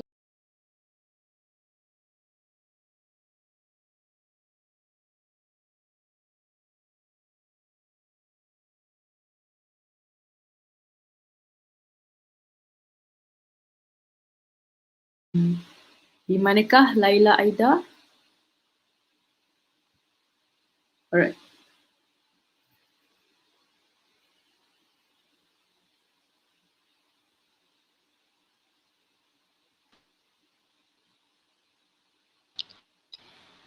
Next, traditional child naming. In olden days, the Ibans were in no haste in naming their child. When a child is still very young, they are normally called ulat, literally means womb. When the parents name their child in accordance with the Iban tradition, conditions, they contact their close relatives so that they may be able to help trace and select their late grandparents' name. They do not want to name their child after the grandparents who have died dishonorably, such as those died owing to lunacy, such as giving birth or having succumbed to wound, injuries, falling from a tree or being caught by crocodile. And the last conclusion.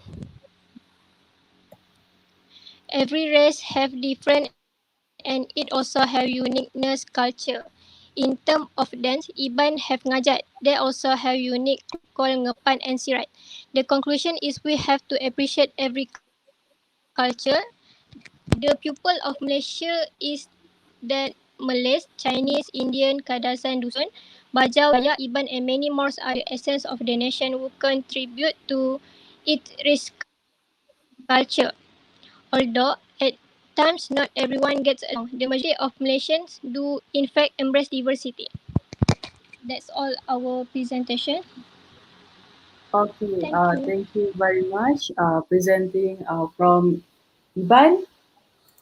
So we go to the next presenter, Ainu, Japan. Okay, thank you.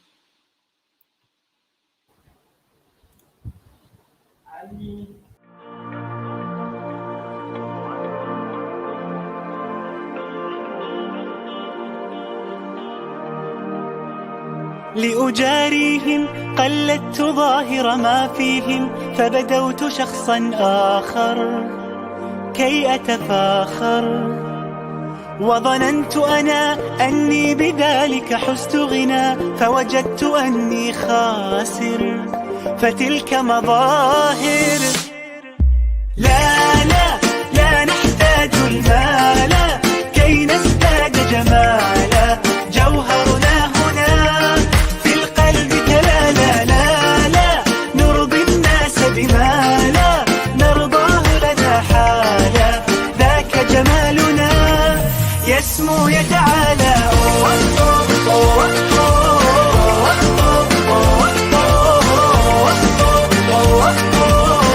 كن أنت تزداد جمالا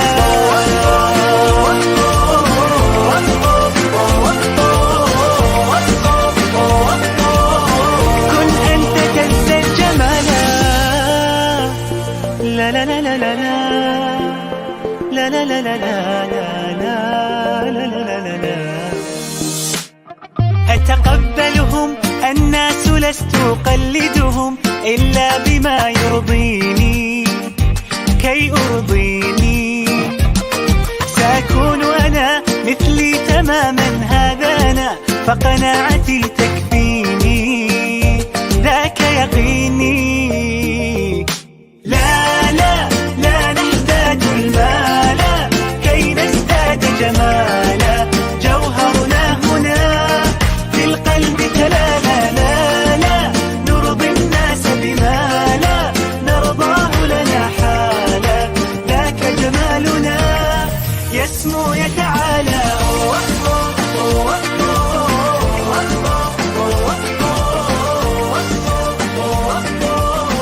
كن أنت تزداد جمالا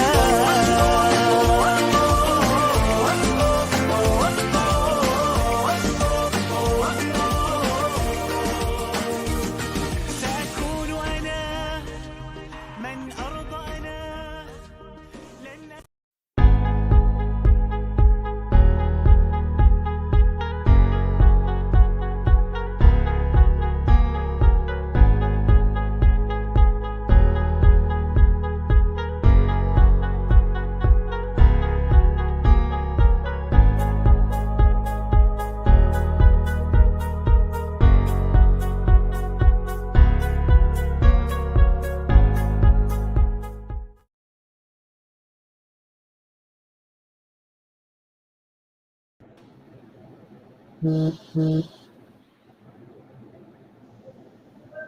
Okay, good evening.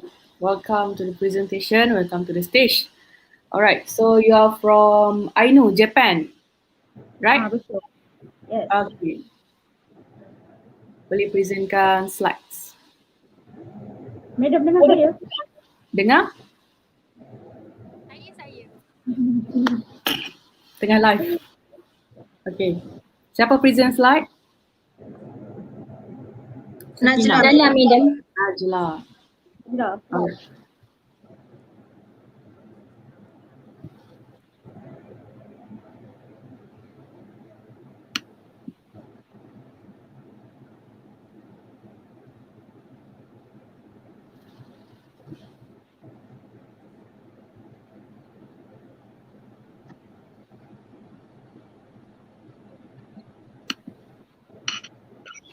Dah share apa? Tak belum.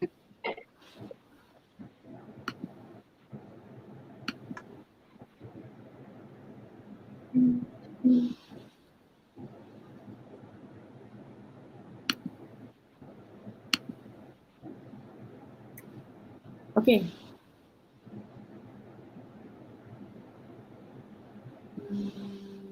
Dah present ke? Siti Najwa. Alright.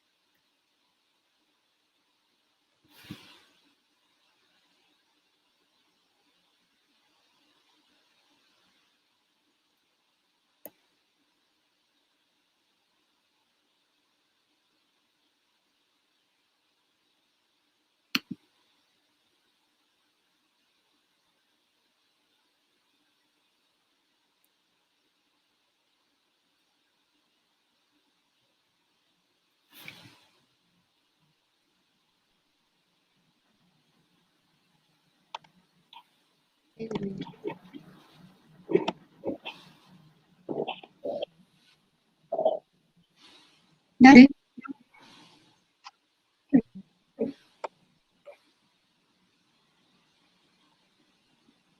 Ada your slides. Okay. Ada. Okay. Slide tiada lagi ni. Tak ada lagi. Okay, dah ada. Okay. Okay, so you may start now.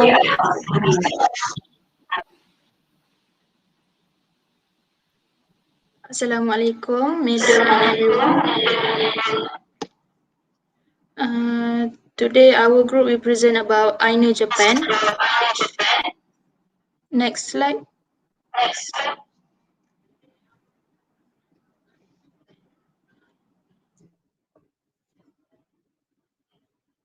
This is our group member, and we can go to our content of proposal.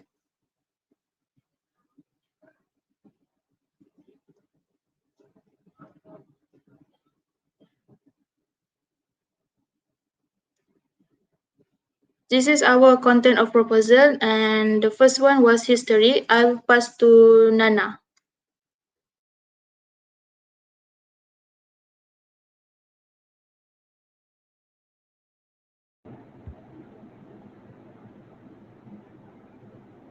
Okay. Dengar tak? Dengar? Okay. Nama saya Okay, my name is and my group will present about Ainu Japan. So, the Ainu is known from stories passed down orally by the Ainu themselves and from writing left by neighboring peoples. This history should be understood in terms of a time period stretching from the Paleolithic period to the modern day, and also in terms of expansion and interaction with surrounding peoples. As such, it is important to consider this history as a continuous progression through the ages, rather than the traditional characterization in which the Ainu culture is considered to have been created between 9th and 30th centuries. So, tak nampak aja tengok phone . So, the native people of Hokkaido, Sakhalin, and the Kurils. Mostly hunters and fishermen migrated to Kamchatka Peninsula and Honshu, now known as Matagi Hunter, still use Ainu vocabulary in their dialect. Ainu traditional language completely supplanted by Japanese early 21st century. Okay, next slide.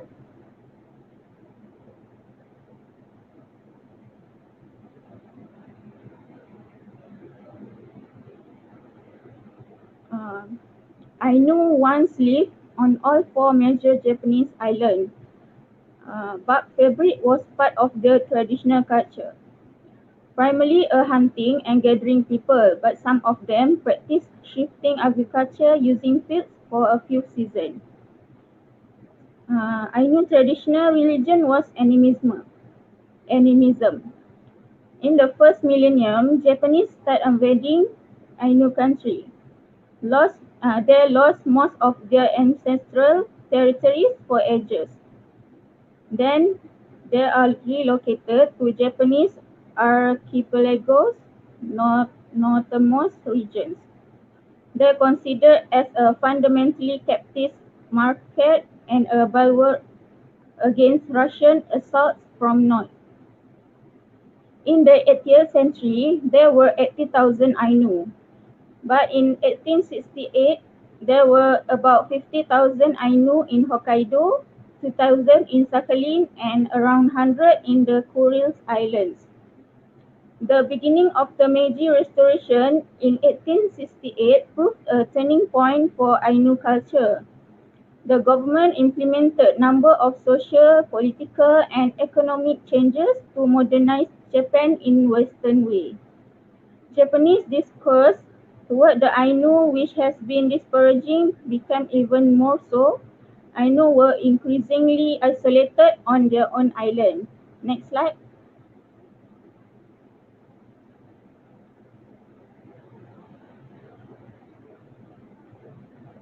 Okay, from being a relatively isolated people to having their land, language, religion, and habits integrated, Ainu went into those of Japanese in only 36 years. Same had been applied to native Ainu on Sakhalin after Japanese annexation and incorporation of Karafuto Prefecture. Some historians noted Ainu language was still an important lingua franca in Sakhalin. In 2005, Ainu language had a high standing and was used by early Russian and Japanese government. Japan did not officially recognize the Ainu as an indigenous people until June 6, 2008. Intermarriage between Japanese and Ainu was actively promoted by the Ainu to lessen the chance of discrimination against their offspring. Many Ainu are indistinguishable from their Japanese neighbors. Some Ainu Japanese are interested in traditional Ainu culture, but most Ainu rituals are no longer performed in traditional manner, but they are nonetheless memorialized at museums and festivals. Ainu activism and cultural revitalization movements increasingly effective at the end of 20th century. In 2008, Japan recognized the Ainu as an original people, reversing a decision from 1899 that labeled them as former aborigines. In the early 21st century, Hokkaido had a population of 25,000 Ainu people. Okay, that's all from me. Then I pass to my Sarah.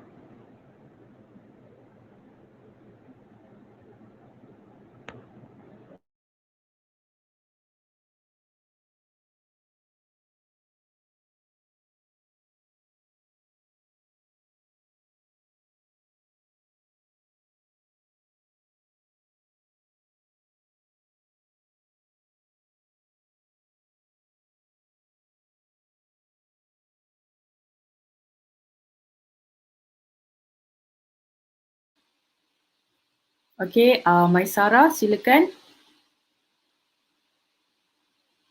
Continue the presentation.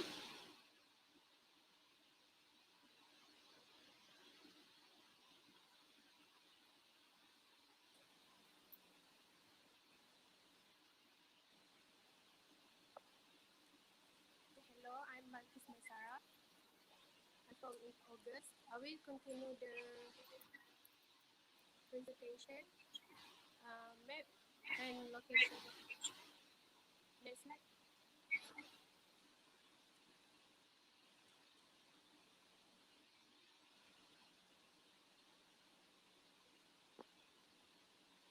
Okay, Maisara tak berapa jelas. Sekejap. Maisara, you tak payah buka kamera. Kalau internet lag, tutup kamera tak apa. Just buka speaker.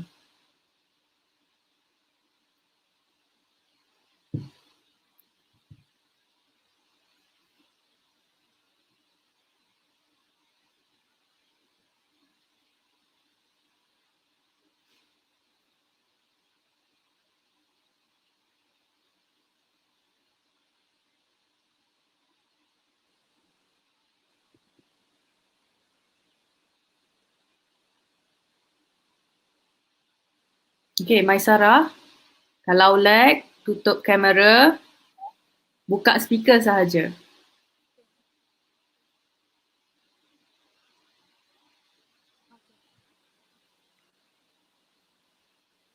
Okay. Correct. I'm Balkis Maisara from August. Okay.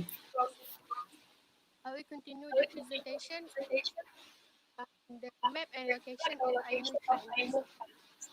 Alright.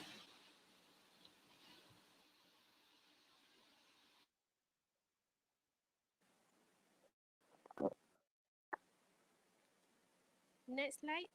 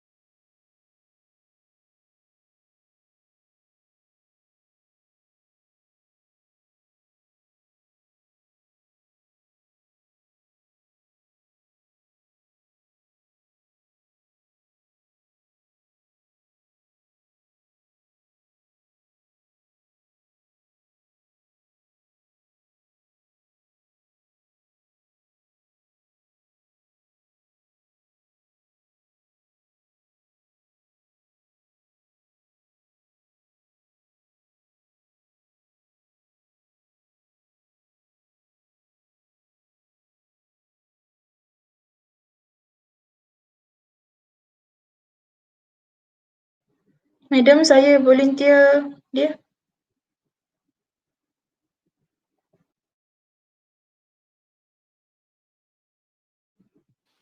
Okay, this is map and location. First one was Ainu and indigenous people who now live mostly on Hokkaido, Japan's northernmost island. Second, whose island once spanned from northern Honshu, the Japanese mainland, north to Sakhalin and the Kuril Islands, which are now a disputed part of the Russian Federation. The picture shown the location of Ainu, Japan.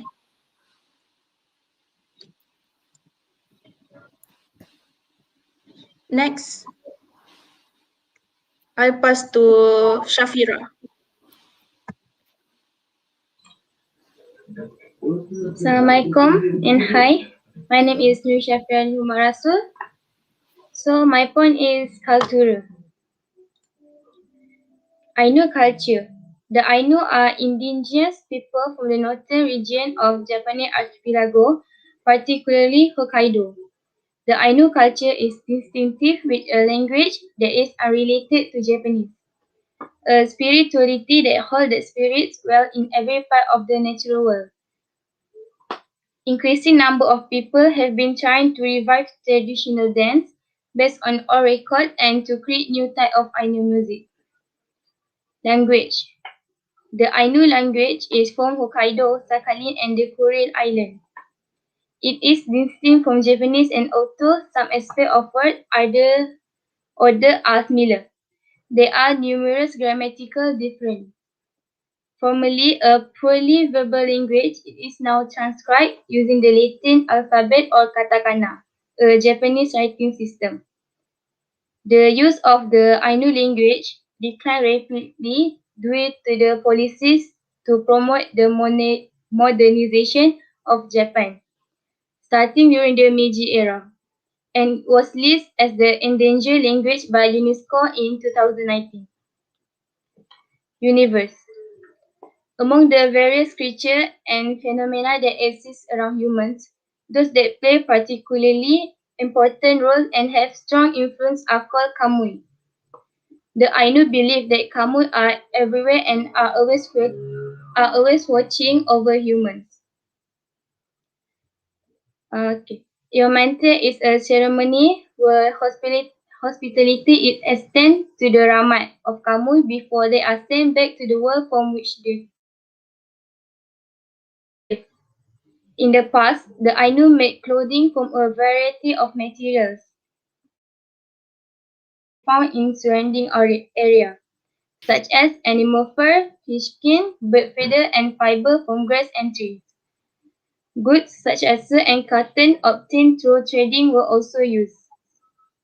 For cooking, ingredients relating to the cycle of nature were used, which meats such as salmon, deer, and seal, and seasonal plants. Okay. Next slide.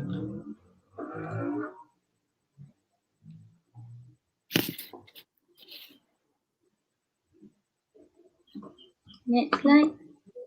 Festival. Okay. I just found 4 of their festival. Number 1 is May 1st to the beginning of October, the Yuka, Akan Ko Onsen Hot Spring. Once a day from May 1st to the beginning of October, a play based on historical tale is performed in Ainu Kotan at the Akan Ko Onsen Hot Spring. Yuka is a type of folk tale which is passed down through a generation of people. These vibrant cultural plays incorporating modern music are performed in countries around the worldwide claim. Number 2 is September 15, Ashiri Chepunomi Choku Sapporo. This Ainu ceremony is held on the Toyo Hiragawa River plain in Sapporo in honor of the new run of salmon. The god of the forest, the god of the village, and the god of water are enshrined on an altar. And the Ainu harpoon salmon that have been released into a pond created in the river. It is said that Ainu will only catch and eat the salmon after the spawning season. And during the salmon run, they will ask permission from the gods before they catch. We can see the wisdom of the people of the past at work here, as the Ainu took only what they needed for survival. And number 3 is September 23, Khotan Festival.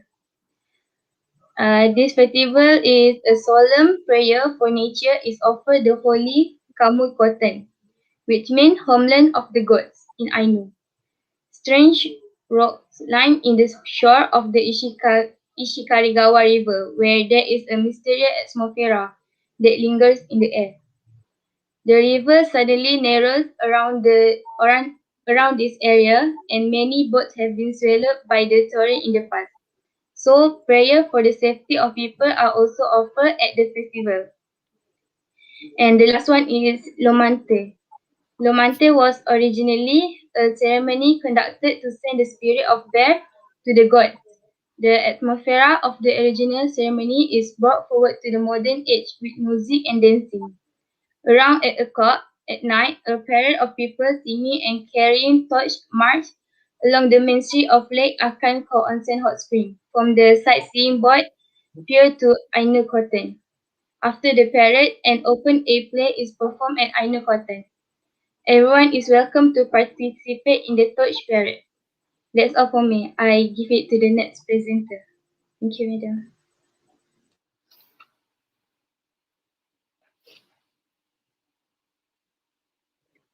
Lala, next slide. Hello, Assalamualaikum. My name is Nur Alia Arisa. I will present about cuisine. I know cuisine. Next slide.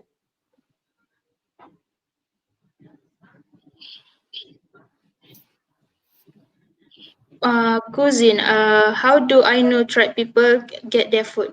First, they play a game. The most predominant game animal was the sika deer. Deer were hunted using poison arrows as well as by herding them off cliff and gathering them from where they fed. In the past, deer was so common and easily hunted in Hokkaido that it was said one could put the pot on the fire, then go hunting. Number two was fish and creature. The Ainu fish at the sea in dugout canoes using harpoons to hunt a variety of large marine and animals and use nets and fishing rods to bring in smaller creatures. The Ainu also use a number of tools including fishing rods, nets, traps called ure, and fishing basket called raw map and to catch freshwater fish. Next slide.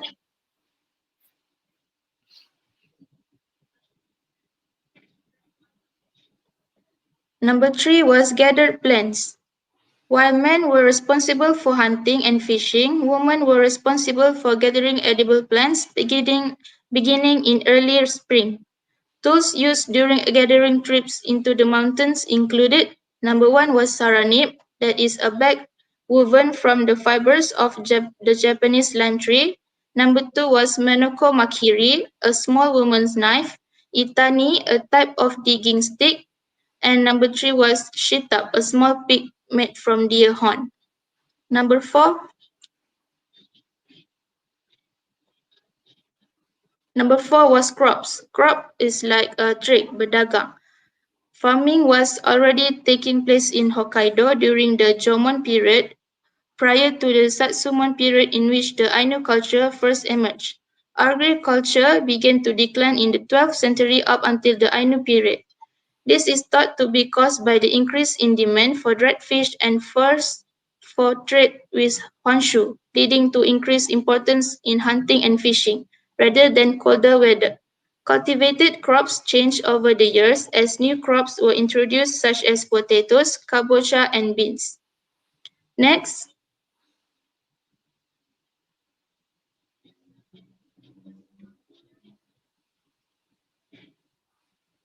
I will explain about the Ainu tribe cuisine name. The first one was primary dishes. The primary dishes was chitatap. Chitatap translated from Ainu means that which has been pounded. As the name suggests, chitatap is meat or fish that has been pounded in a way similar to the Japanese method tataki. The picture shown what chitatap looks like. The next one. Number two was ohau. Ohau is soup made from boiling fish or meats with various vegetables. It may have the consistency of soup or be more like a Japanese nabemono, that called hot pot, that contains a high ratio of ingredients to broth.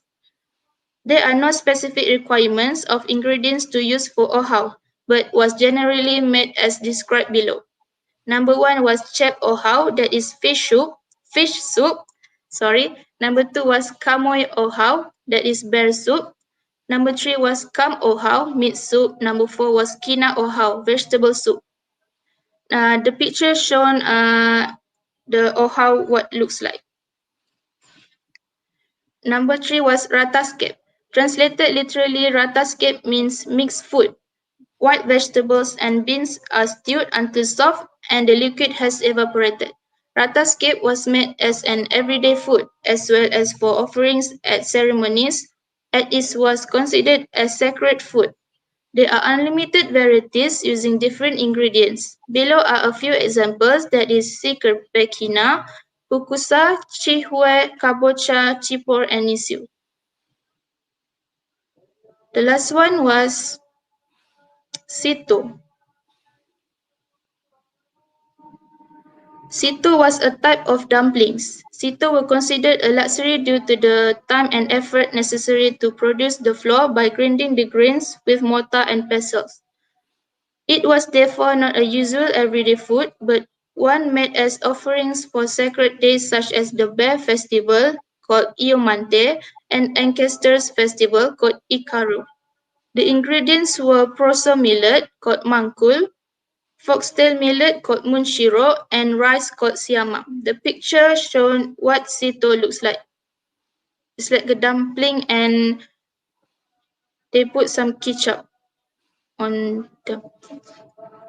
So that's all from me. I'll pass to Miza.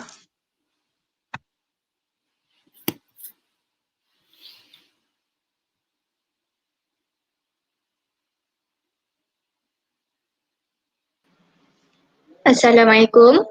My name is Nurmiza binti Saidin. So I want to present about Ainu ethnic robe. First, traditional clothing of Ainu people is the ethnic robe worn by both genders. Ethnic is a fabric made from the soft inner strip of elm bark. Second, the bark is soaked until it separates into fibers, then can be woven into fabric and sewn to the robe using bark thread. Linden bark and nettle are treated in the same way to make with cloth. The white robe is most often worn by Shaklin Ainu. This woman decorated the robe with applique and embroidery. Men's robes were more elaborately embroidered. The patterns identify a person's status, gender, and home village. Additionally, the embroidery protected its wearer from the influence of hostile spirits. Most importantly, a fighter could take as much as you to make. Next, additional Ainu clothing. Historical Ainu people also made clothing from furs, bird skins, and salmon skins. Men and women put a leggings beneath their robes. Then women also wore a sacred girdle for Aphurokai that traced her matrilineal line. They might also wear handbands or shawls. Next slide.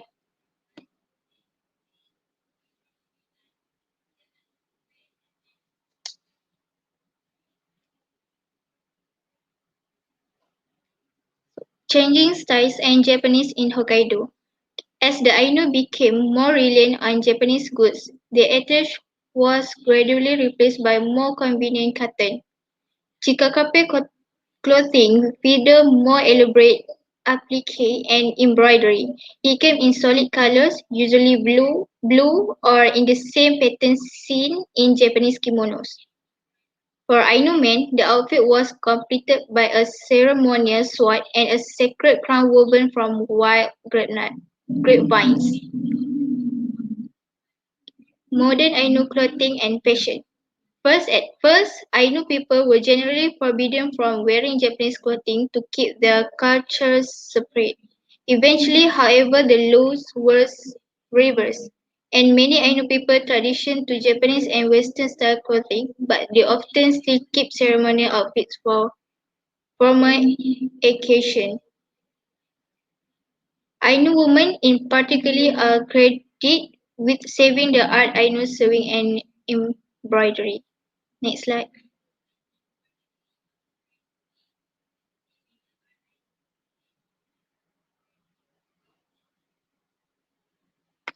Marriage culture in Ainu Japan.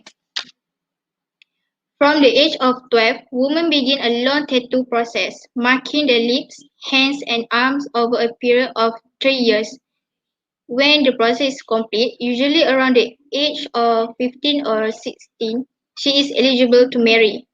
Tattoos are the domain of women and only women tattoo each other. Second, the Japanese government banned tattoos in the Edo period 1603 to 1868 for being cruel and possibly because tattoos were associated with evil activities in Japan. Some marriage and arranged by the parent while others are mutual consent. When a man wants to propose to a woman, he goes to his house where a simple procedure is done to decide if they will engage. The girl would present a bowl of rice to her servant and he would eat half of the rice and hand the bowl to her. If he takes this stance and completes the other half, that is considered a sign of acceptance of the proposal. However, if he puts rice next to it, ignoring it, it is rejection. And at the last, at the wedding, the couple will repeat the rice bowl ritual with both parties finishing halfway. When children come, babies are given nicknames until around the age of 2 or 3, after which they are given a permanent name. That's all from me. I leave it to the next presenter. Thank you.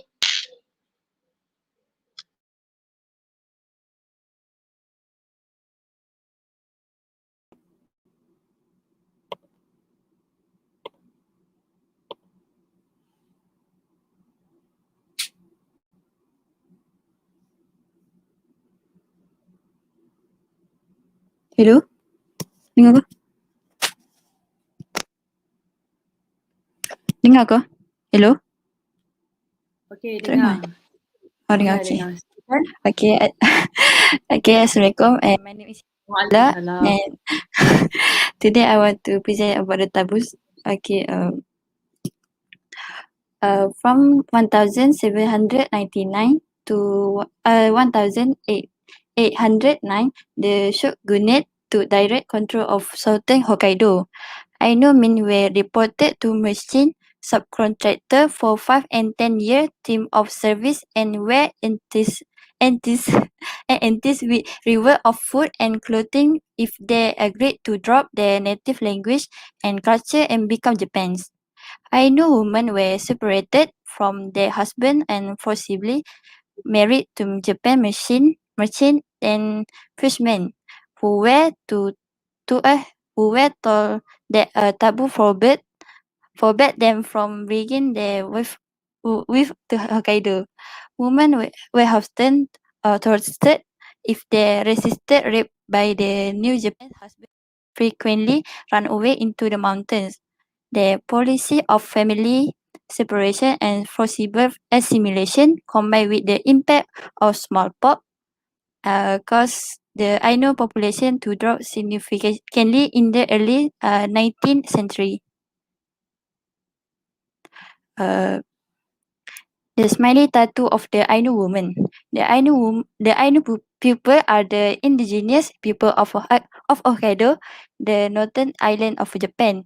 The Ainu are believed to be the direct descendant of the German people who inhabited Japan up to 12,000 years ago. A costume that the Ainu may have inherited from the ancestor and facial tattooing. This tradition, which was exclusive to women, involved nursing a small knife like tool and shoot the cycle the leaves and stretched up over the cheek. These tattoos were believed to prevent evil spirit from entering the body through the mouth. They also symbolize maturity and were thought to ensure the woman life after death in the place of her deceased ancestor. I knew women also had tattoos on their arms and hands consisting of geometric lines and shapes which wrapped around the fingers, palm and forearms. The tattoo were also thought to protect against a evil spirit. So I pass for Nana.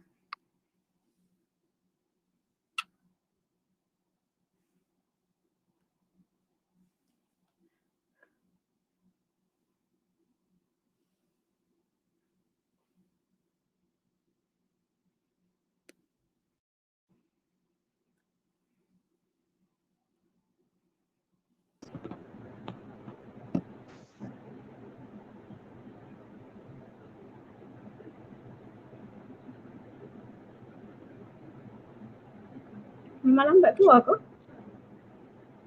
Dah ni dah pun. Cakap aku tak keluar lagi ke? Takut Sekejap. Sebab kat sini dah keluar. Yang slow. Maybe. Ada? Sekejap ah.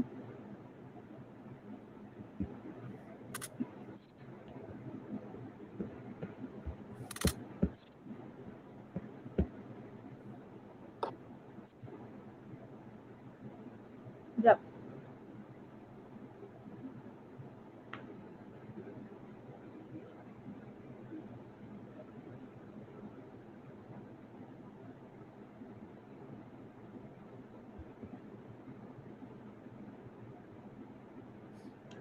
Okay.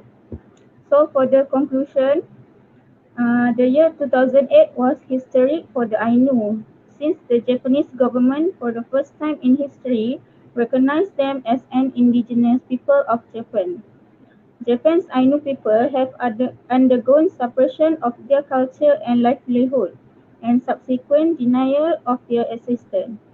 Discourse on the indigenous peoples tend to be a discourse of unhappiness. While responding to state subjugation, forced assimilation, and subsequent identity crises, the Ainu have frequently achieved successful modes of resistance. They did not die out and they were never entirely underground. Ainu, against all odds, have successfully ensured their long-term survival over the last hundreds or so years. Japan's indigenous people will continue to promote themselves as simultaneously indigenous and and modern, and their political and cultural movements will exist on transnational planes. However, Ainu are one of few indigenous peoples in developed countries without their own land, and this is clearly a direction in which Ainu activism will push further. May the survival of Ainu had the chance to restore the well-being of Ainu's people, also continuance of their culture. Thank you. Alright, thank you very much for your presentation, Group Ainu, Japan. Thank you, Okay. Madam. Thank Thank you, you, madam. madam. Sorry. Alright, it's okay. Okay, we move to the next group, which is Orang Asli, Peninsular Malaysia.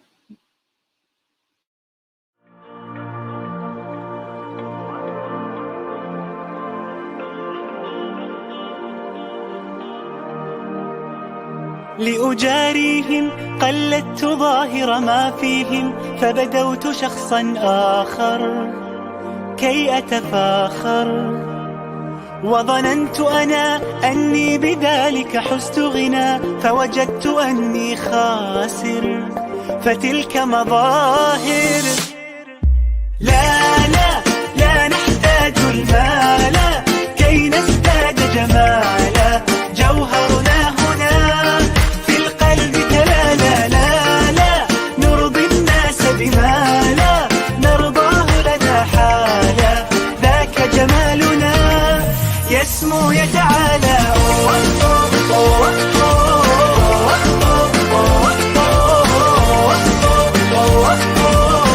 كن أنت تزداد جمالا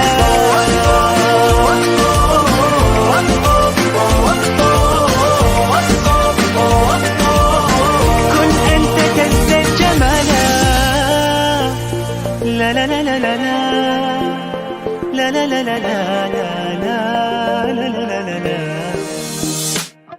أتقبلهم الناس لست أقلدهم إلا بما يرضيني كي أرضيني سأكون أنا مثلي تماما هذا أنا فقناعتي تكفيني ذاك يقيني لا لا لا نحتاج المال كي نزداد جمالا جوهرنا هنا في القلب تلالا لا لا نرضي الناس بما لا نرضاه لنا حالا ذاك جمالنا يسمو يتعالى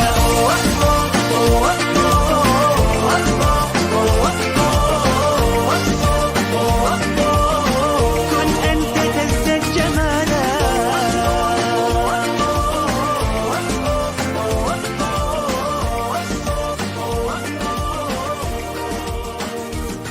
سأكون أنا من أرضى أنا لن أسعى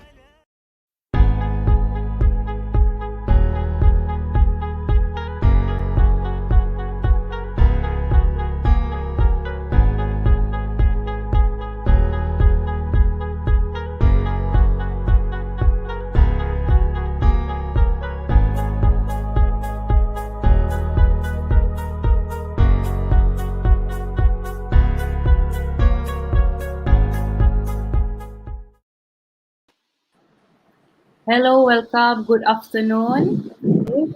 Group Orang Asli, Peninsula Malaysia. So here you may start now, Bismillah.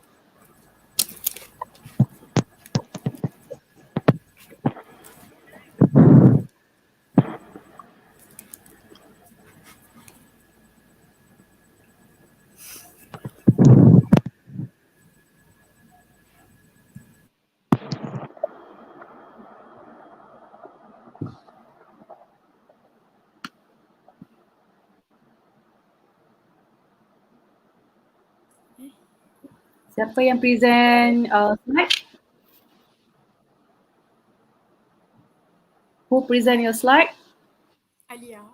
Alia, alright.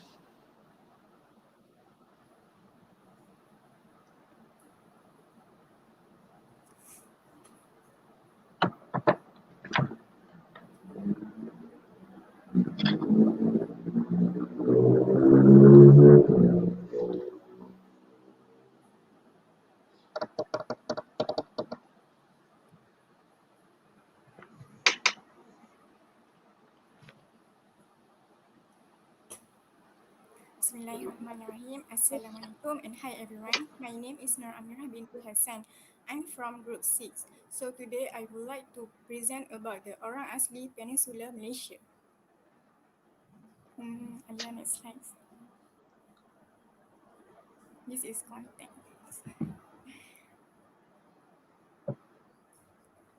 Dah tak apa. Next slide Alia. Group members. Okay, this is my group members. 3 men and 3 boys. Next slide Alia. Okay. History orang asli of Peninsula Malaysia. Malaysia make up just over 15% Malaysia's populations, followed by Chinese 24%, Indian 7%, and indigenous of Sabah and Sarawak 11%. While the remaining of orang asli is 0.7%. Their population is approximately 198,000 Next slide, Alia. This is 18 ethnic groups divided into 3 main categories: Negrito, Senoi, and Proto-Malay. The Negrito is Lano, Kensyui, Kintab, Batik, Jahai, and Mandarin. Senoi, Temiar, Jahut, Semak Beri, Senoi, Chewang, Mahmeri. Proto-Malay, Temuan, Jakun, Semelai, Kanak, Kuala, and Seletar. Okay, Alia, next.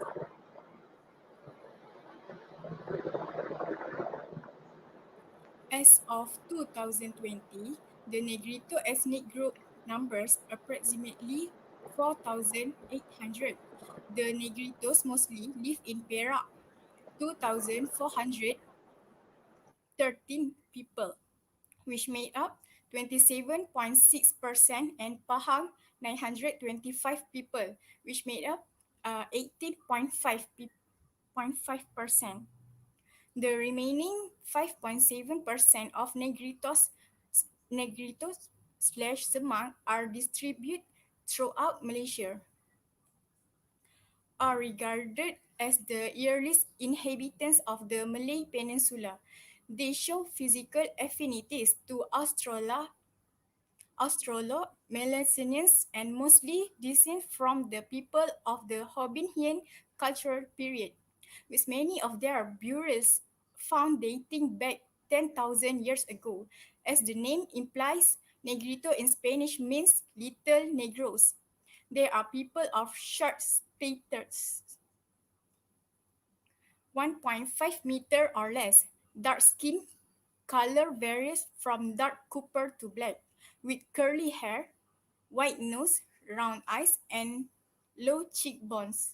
Physically, They resemble the indigenous Andamanese people of the Andaman Island, the Ayeta people in the Philippines, the Melanesians of Oceania, and the Aboriginal Tasmanians. Negritos still adhere to animist belief, believing that all natural objects have souls. Next slide.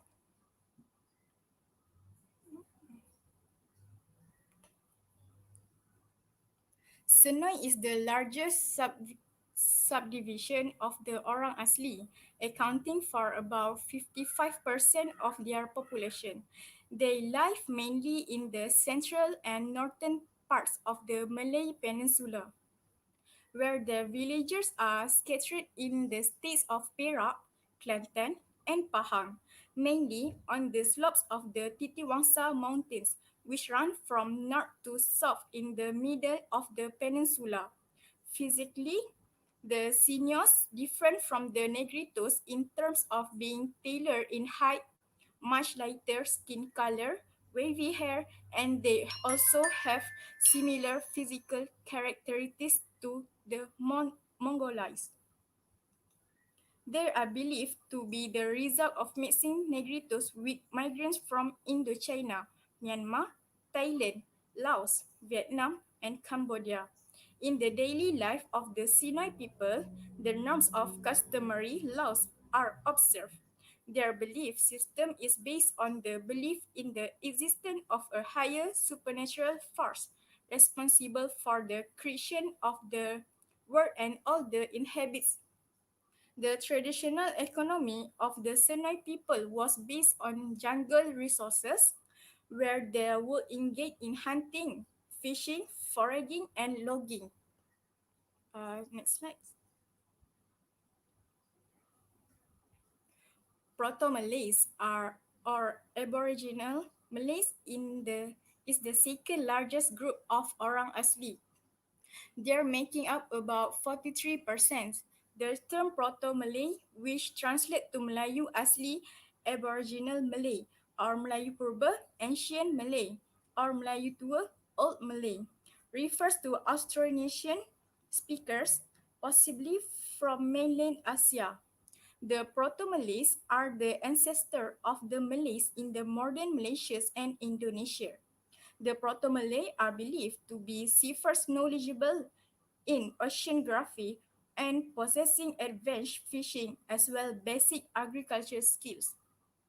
The Proto-Malay live in mainly in the southern half of the peninsula in the state of Selangor, Negeri Sembilan, Pahang, and Johor. Most of the settlements of the Aboriginal Malays are located near cities or form separate quarters within them. Their customs, culture, and language are very similar to the Malays in appearance, have a dark skin color, straight hair, and epicantic fold. Orang Asli do not show much desire to permanently settle in cities because of the high cost of living for them. So that's all from me. I will pass to Alia.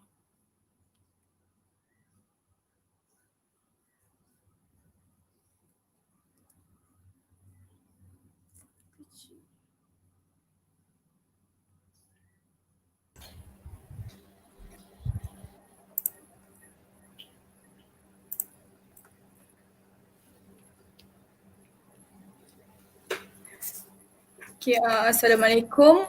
My name is Nur Alia Safia. Uh, I want to talk about map and location of tribe.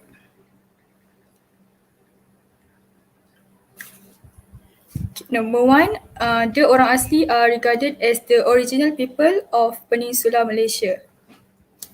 Number two, they consist of 18 officially recognized sub-ethnic groups and comprise 0.6% of the Malaysian population. Number four, orang asli are considered to be distinct from the Malays and other ethnic in Peninsula Malaysia. Right, next slide. Location of the indigenous tribe of Senai Peninsula Malaysia. The Senai people live on the slope of Titiwangsa in the interior of Perak, Kelantan and Pahang. Senoi without people found in the Malay Peninsula and in small groups along the plains of eastern to Sumatra, Indonesia. In early 1980s, they were estimated to number about 18,000. Threat of such a people also appear in the eastern island of Indonesia. Next, they sometimes call Sakai, a term meaning slave in Khmer. Next, there are indications that the Senai entered the area with well-developed dryland agriculture and that they lived in communal houses and had some stage of political development. Right, next slide. Location of indigenous Negrito Peninsula, Malaysia. They live around the Titiwangsa area, which is mostly centered in the northern part of peninsula. Location of indigenous Malay Proto-Peninsula. In the beginning, they live coastal area, estuaries or valley areas. Now they have their own valley area. Okay, next slide. This is the picture of the location of the three indigenous tribe of Peninsula Malaysia that I mentioned earlier.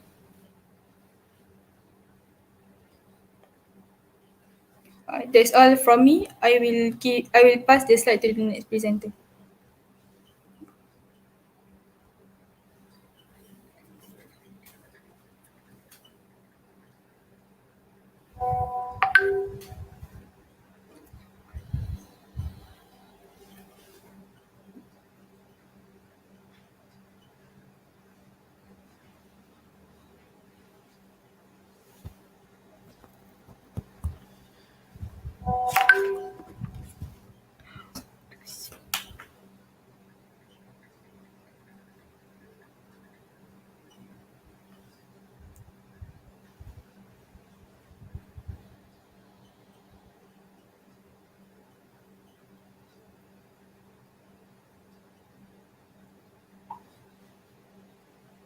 Okay, you want to start?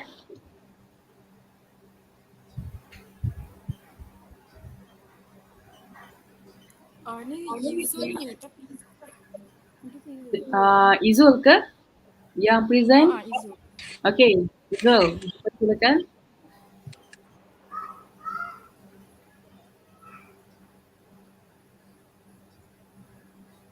Kalau kamera lag, tutup kamera, buka speaker.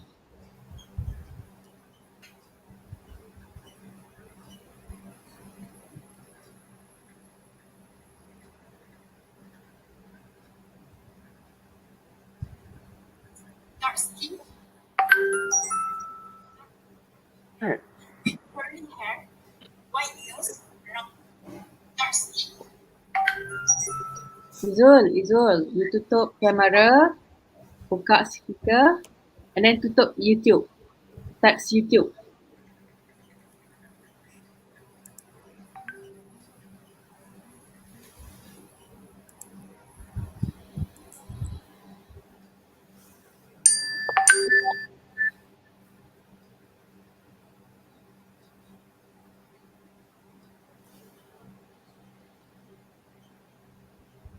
White nose,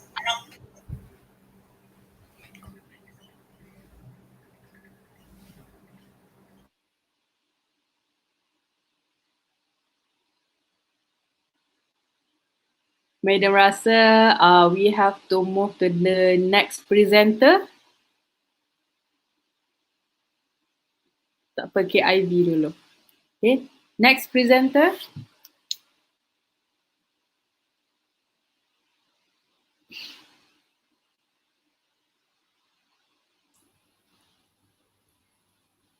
Syida kan untuk close. Okay, Hazim present tak?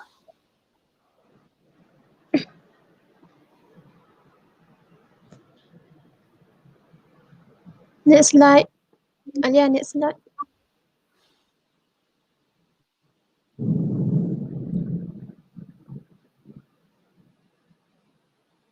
Assalamualaikum.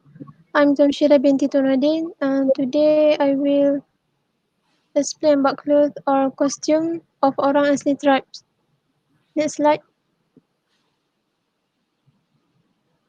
For children up to the age of 5 or so used to be allowed to go naked, but currently all orang asli wear clothing of some sort. Um, for adults, for traditional clothing of the Semang. For men, loincloth for the men made of tree bark hammered out with a wooden mallet from the bark of the tribe, a species of wild breadfruit tree. For women, a short skirt for the woman made of the same material decorated with segments of bamboo in patterns to magically protect the wearer from disease. Women's faces are also tattooed and painted. Next slide.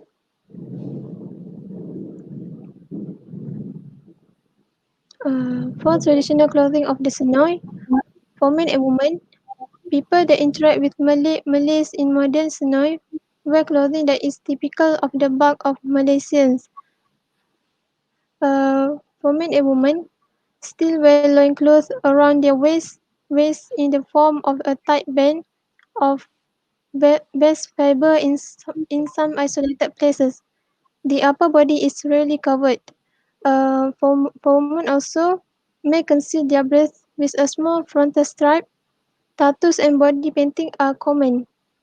Porcupine quills, bone, a piece of stick, bamboo sticks, or other decorative things are used to pitch the noses. The Alia, tak nampak tu. Alia,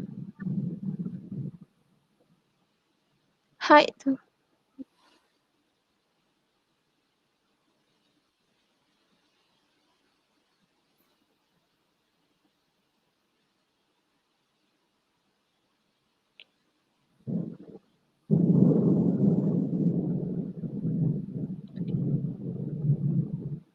Apa dah nampak dah?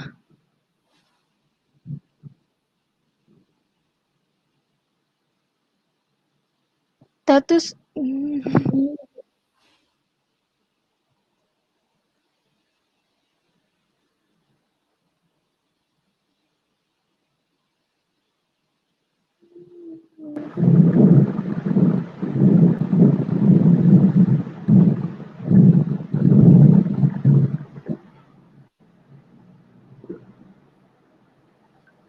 It's okay. Tattoos on the face and torso usually have a magical connotation. That's all from me. I pass to next presenter.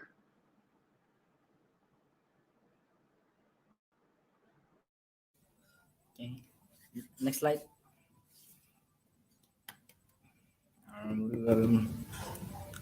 Alia, next slide. Okay. Assalamualaikum and good evening. I'm Muhammad Hazim Shahmi. Today I want to talk about Aboriginal marriage.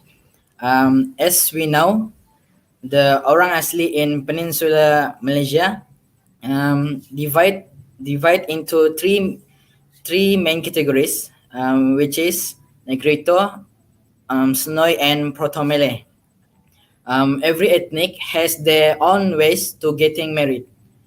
Okay, and I choose the Semai tribe. Usually, a man and a girl who have reached the age of 17 to 18 years old start looking for a life partner. Typically, their unification is either family choice or own choice. That's mean love each other. Next slide. This unification is done according to the customary process that has been set as follows. Firstly, spying, or in Malay language is mean merisik. Um, the purpose is to know about the partner's background, occupation, and many more. Um, So once both parties agree to marry, they will be found in an affair between the man and the woman. Next, engagement ceremony. The man will send the customary tools to the woman, such as three dressing gowns, dowry of 25 ringgit Malaysia, a piece of shells, a form of silver ring, and betel leaves. Um, oh, next, the maintenance responsibility. While still in the realm of engagement, the man is charged the maintenance of the future bride according to the conditions set and agreed, which is cash of 15 ringgit Malaysia per month if material dining items are delivered to the bride's house. Next slide. Okay, through the engagement process, the groom is required to provide the following tools to the bride to use on the wedding day. Um, la, ah, to mm, the first things is mosquito net pillow, mattress complete set. Second, three dressing gowns, a pair of copies of a complete colored wedding dress without a pattern, and lastly, bridal shoes, a pair. Not only that, the men also required to prepare themselves as follows, like kopia or songkok, black color, Malay outfit complete, and shoes. Next slide. The wedding day. Before getting married, the two brides are subject to the following customs, like bring in each other's homes, couples for the bride, haircut for the groom, lemon beds, and beds in lemon to avoid disaster. After that, both the bride and groom will be adorned with beautiful dresses. The bride will wear a triple copy dress provided by the groom. Next slide. Last but not least, prohibition of bride. Since both the bride and groom have bathed in lemon before, then they are required to comply with the conditions of abstinence imposed as follows.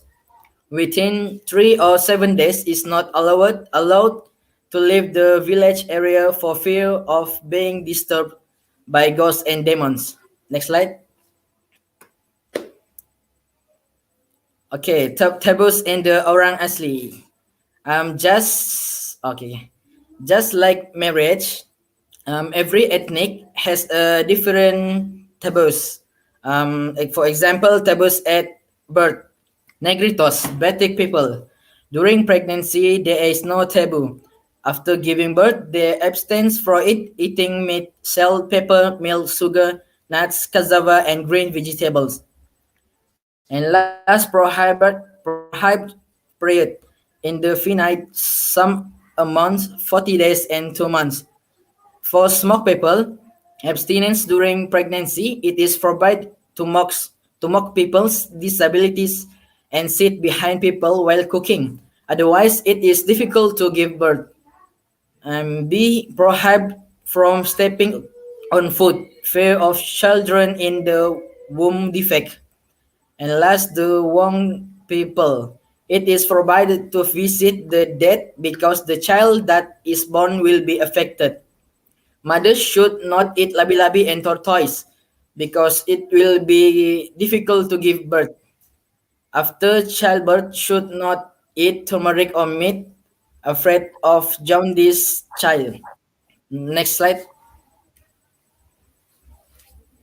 Taboos in death. Like Negritos, Batik people, it is forbidden to mention the names of the dead, move to another place in the event of death to avoid diseases of evil spirits. The Senoi or Smai people, when death When deaths occurs, they postpone their daily activities, fearing that the spirit of the deceased will be angry and the consequence will be unfortunate. Corpses should not be stepped on by cats. Next slide. The lastly, tables and foods. Negritos, Batik people, women are not allowed to eat with men and they will eat as soon as the men are finished. Some people, berry, it is forbidden to cook game with vegetables, can cause death. Chiwang people, if holding a fish, the fish to be served to the guests must be enchanted by Tok Jenang, otherwise stomach ache. Jahud people, they are foods that should not be eaten at the same time, such as eggplant should not be mixed with chicken eggs. Lastly, Snois, my people. It is forbidden to mix the cuisine of land animals with animals in the water to avoid disease. I that's all from me. Thank you. I will pass to the next presentation.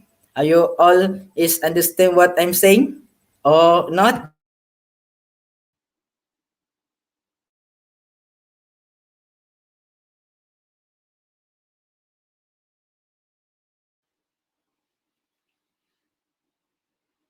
All right, thank you, Hazim. So who's the next presenter?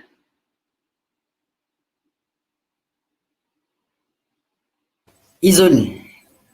Izul. Okay, Izul.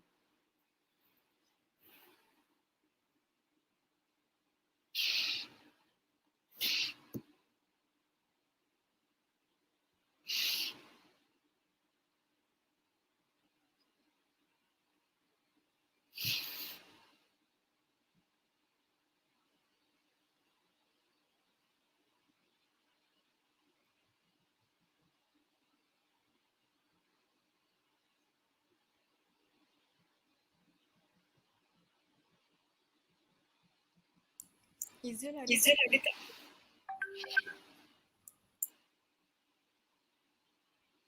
Tak ada kot. Tak ada. Okay. So anyone volunteer represent Izul untuk bacakan ataupun present conclusion?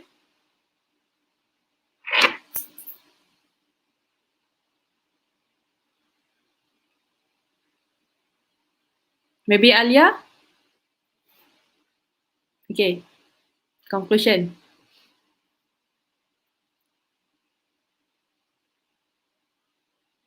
Alia buka speaker. Confident. Okay.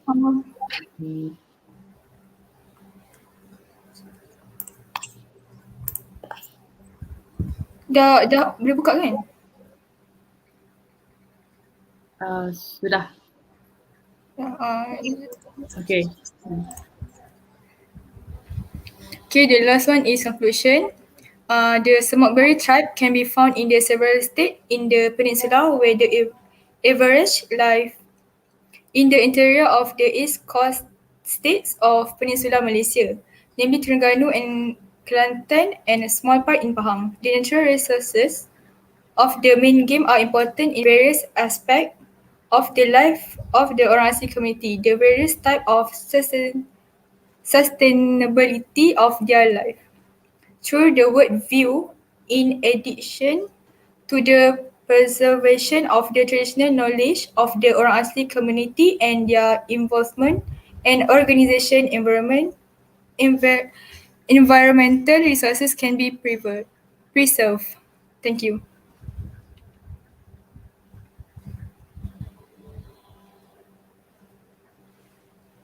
Alright, thank you very much. Presentation from Orang Asli Peninsula Malaysia. Okay, so we move to the next group. Alright.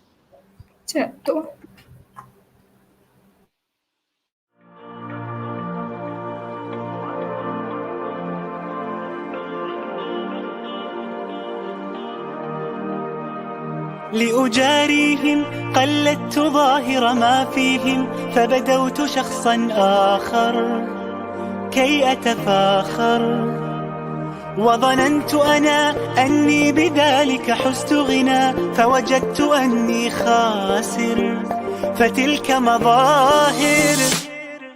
لا لا لا نحتاج المال كي نزداد جمالا، جوهرنا هنا في القلب تلالا. لا لا نرضي الناس بما لا نرضاه لنا حالا، ذاك جمالنا يسمو يتعالى.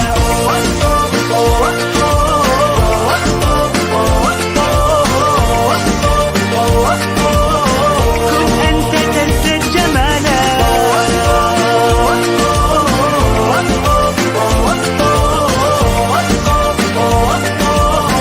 كن أنت تزداد جمالا. لا لا لا لا لا لا لا لا لا لا لا لا لا لا لا. أتقبلهم الناس لست أقلدهم إلا بما يرضيني كي أرضيني. سأكون أنا مثلي تماما، هذا أنا فقناعتي تكفيني، ذاك يقيني. لا لا لا نحتاج المال كي نزداد جمالا، جوهرنا هنا في القلب تلالا. لا لا نرضي الناس بما لا نرضاه لنا حالا، ذاك جمالنا يسمو يتعالى.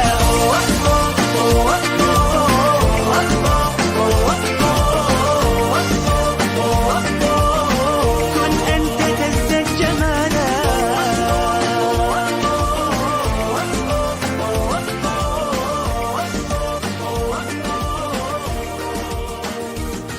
سأكون أنا من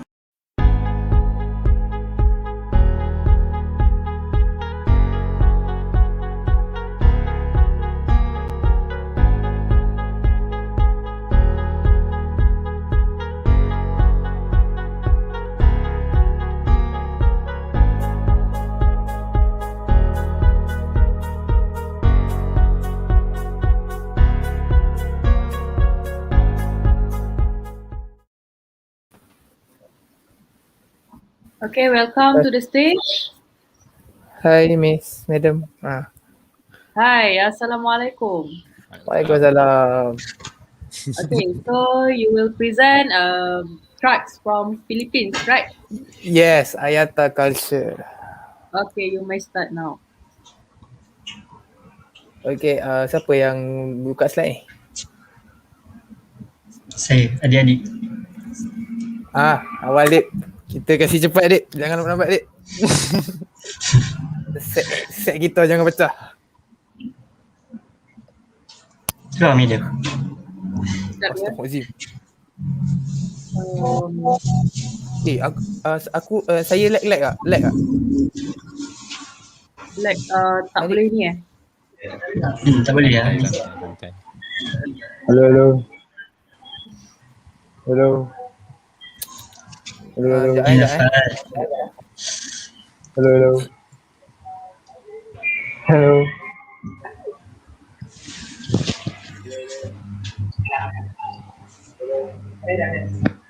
Hello. Ada kah?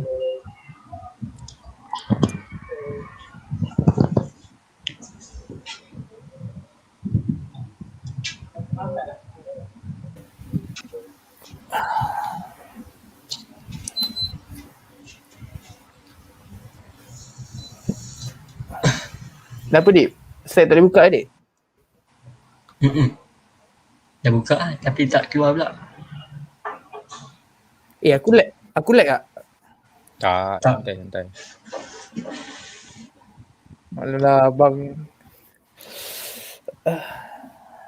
Cepat sikit ya Allah.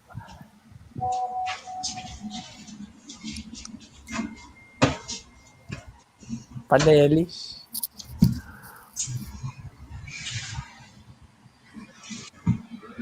Okay.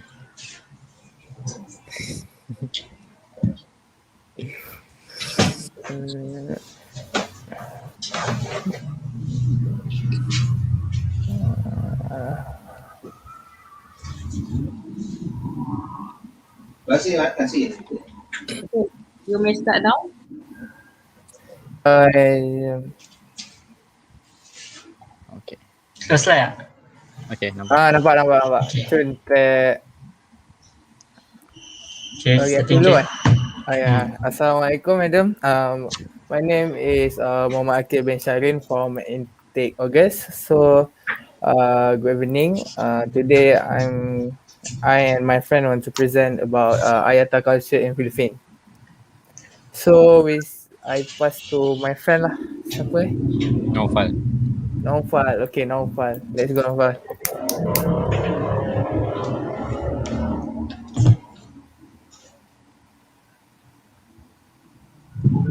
Naufal loading tu, dia lag.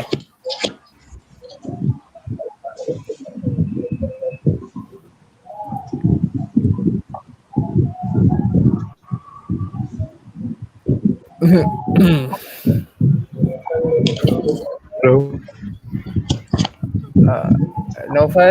Naufal dia lag tu. Okay, Naufal, tak perlu buka kamera, buka speaker je.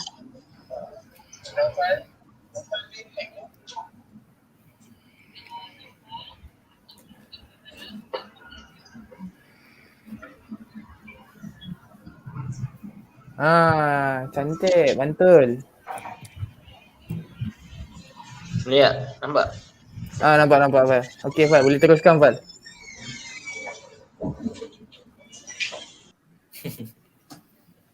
Hello? Okay. Okay.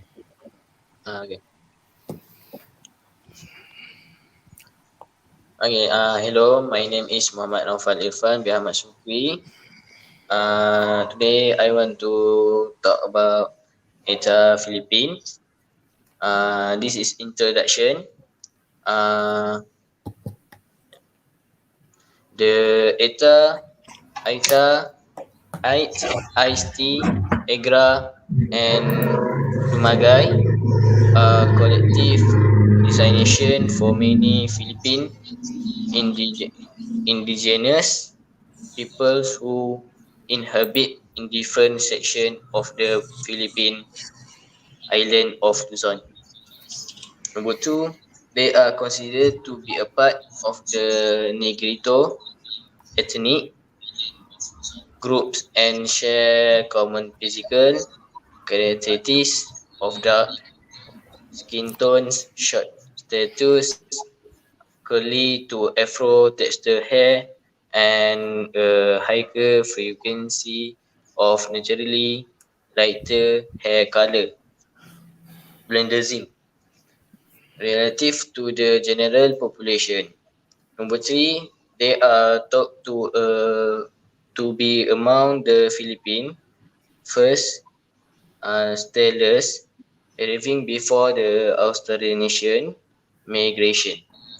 Modern Eta people, however, have significant Austronesian admixture and speak Austronesian language.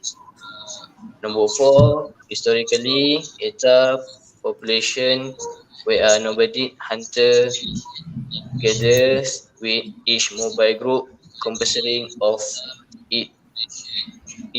five families. The ETA umbrella term is usually used to refer to group based on their geographical regions or share language. This is an introduction for ETA Philippines. So I will pass with Izzat. Okay, Assalamualaikum. I will make it simple. Okay. My part is history of tribe, aka Negritos. This tribe, they only build temporary house and move. They are very simple in clothing. Etas are most closely related to the Batak people of Palawan. The women are herbal medicine specialists. For this clarification is classic type of visual art. The Etas are also skilled in weaving and intra-armlet, contra-armlet. Okay, and then wait. And then the first documented migration or resident in the Philippines, the majority of their people have managed to keep their culture, custom over the year. However, as an indigenous community in the country, they face problems such as relocation and poverty. Okay, I will pass it to Ali. Thank you.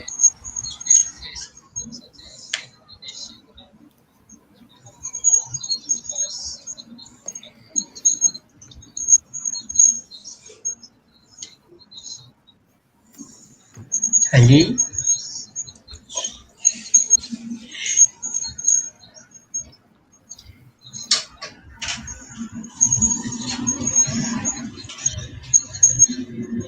Ali mana?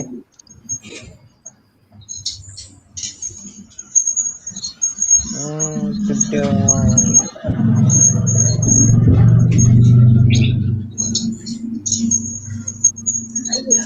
Okay, siapa present? Hello.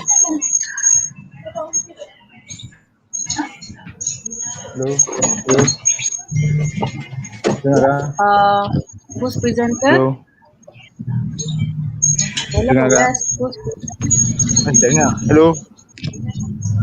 dengar Ali. Hello. Hello. silakan. Ali, Dengar. dengar. Dengar. Okay. Okay, my name is Muhammad Ali Rahman. My part is name and location. Aita is located in Luzon, Philippines, and in the northern part of the archipelago. And Luzon is especially on the economic political center of the country and the capital of the Philippine nation. Okay. That Festival Aita. Yeah. Festival Aita is called NC Etihan. It's actually held annually in January on the third Sunday of January. The festival is held in honor of Santo Nino, the Holy Child. Activities at the festival hold religious and street parades, exhibit them boys, dance group wearing colorful costumes and wearing face and body paint, like music. This is music in Axiata. It's called the Supreme Ensemble. It is played by being half hit or hit to an ensemble pole. That's all. Next. Okay. Nama saya Muhammad Adik. My name Muhammad Adik Babin Syamsuddin. I present about the culture food erita. First, being hunters and gatherers, the erita source food primarily from the forest. Two, forest food, whether roasted, boiled, or eaten raw, is key to the diet. Three, this food include leaf and root vegetable, including ferns and wild tubers, various fruits and flowers, palm heads, and wild mushroom. Four, the animal source of food include bush meat, especially wild boar, insect larvae, fish, crabs, and other aquatic animals. For the nutritional value of organic plus forest food is in no way inferior to that of farm crops. In fact, recent research findings increasingly point to the superior health benefits of wheel vegetarian food, which also has greater variety in terms of taste. Okay, clothes Aita. The traditional clothing is very plain. First, the young woman wear wrap around skirts. Elder woman wear back clothes. Elder man wear long clothes. And the whole woman of the Agta wear a back cloth straight which passes between the legs and is attached to a string around the waist. Last, today, most Aita who has been in contact with lawliders have adopted the t-shirt, pants, and rubber sandal commonly used by the latter. Just that's just a present from me. Now leave it to the Loman by Haki. Thank you.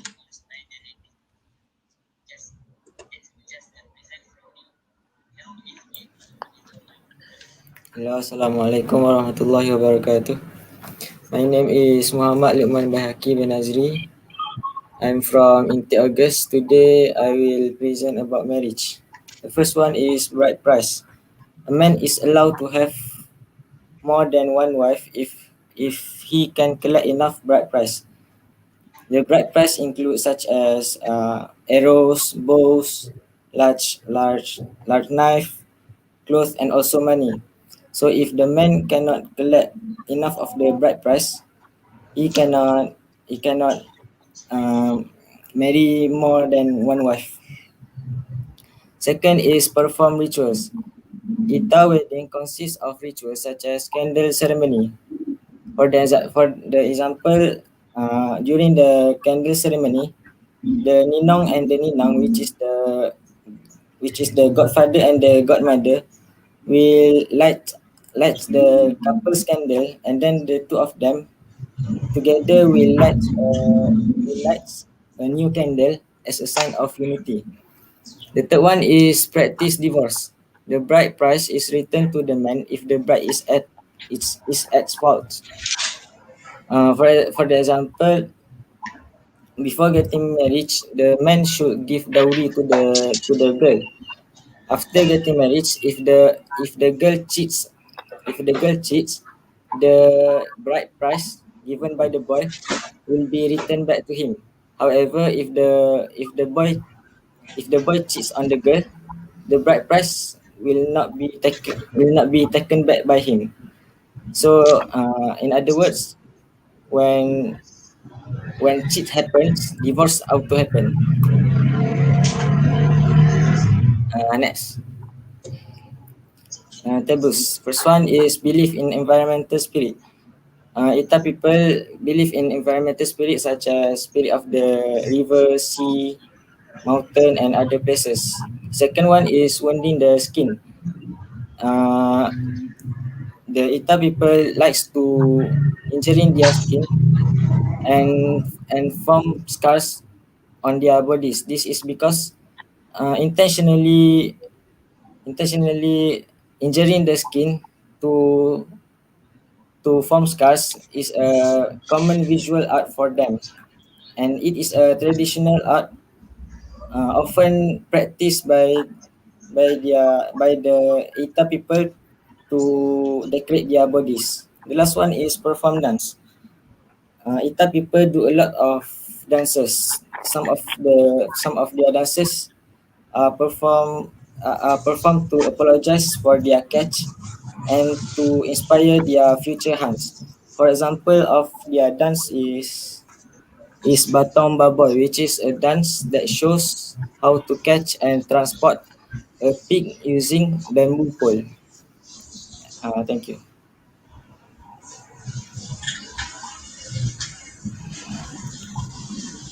So for the conclusion, okay, for the Ayata conclusion, Ayata Magbukod lifestyle remain several thousand years independent of Filipino society. The traditional life and way of life of Ayatas, however, is threatened by increased economic activity and the encouragement of non-Ayatas in traditional countries. Ayatas are increasingly forced to participate in formal and informal non-Ayata communities, with which they share their customary thirties to ensure their human right and quality of life. Akhirnya Mak Bukun recognize that they are socially and economically marginalized just like most orang asli community around the world. Still, they have a strong sense of personality and are committed to determining their own future. So, I think that's all from us. Thank you, madam, for this. Alright, thank you very much for the presentation. Good presentation from Arita Philippines. Alright, so we go to the next group. Okay, thank you, madam. Thank you, Miriam. Okay, madam. Minta maaf kalau ada terkasar bahasa. Tak apa, tak apa.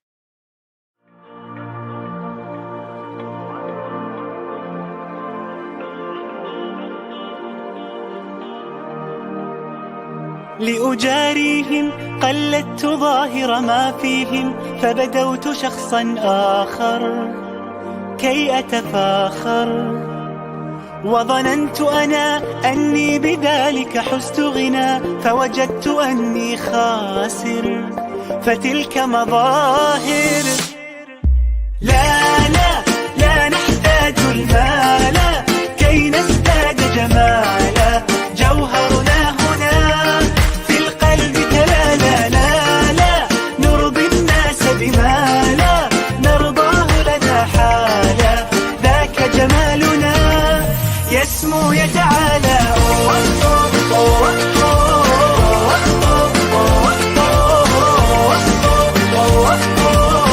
كن أنت تزداد جمالا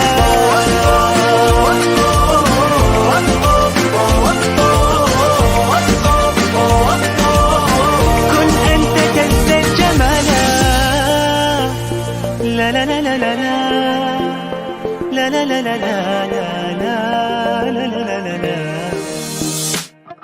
أتقبلهم الناس لست أقلدهم إلا بما يرضيني كي أرضيني سأكون أنا مثلي تماما هذا أنا فقناعتي تكفيني ذاك يقيني لا لا لا نحتاج المال كي نزداد جمالا جوهرنا هنا في القلب تلالا لا لا نرضي الناس بما لا نرضاه لنا حالا ذاك جمالنا يسمو يتعالى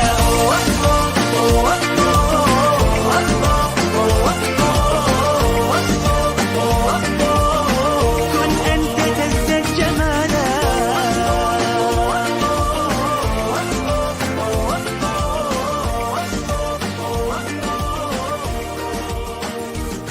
سأكون أنا من أرضى أنا لن أسعى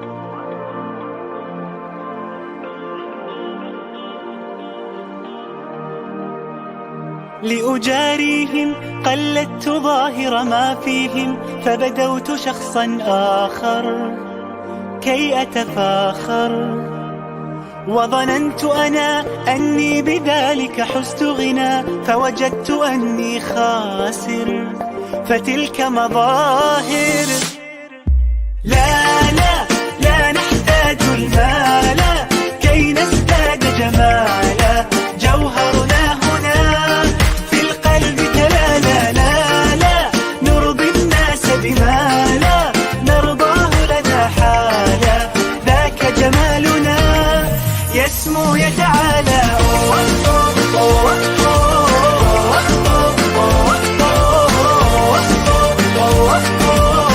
كن أنت تزداد جمالا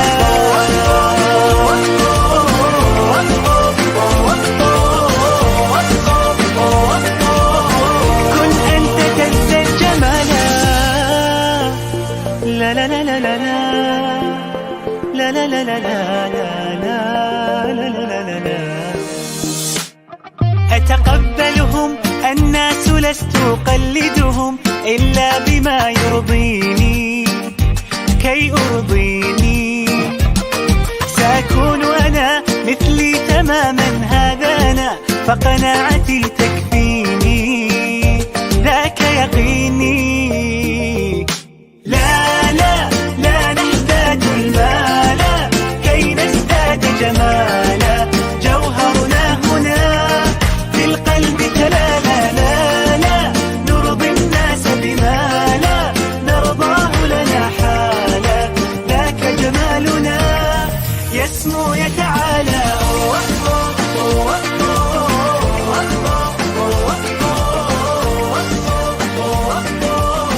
كن أنت تزداد جمالا.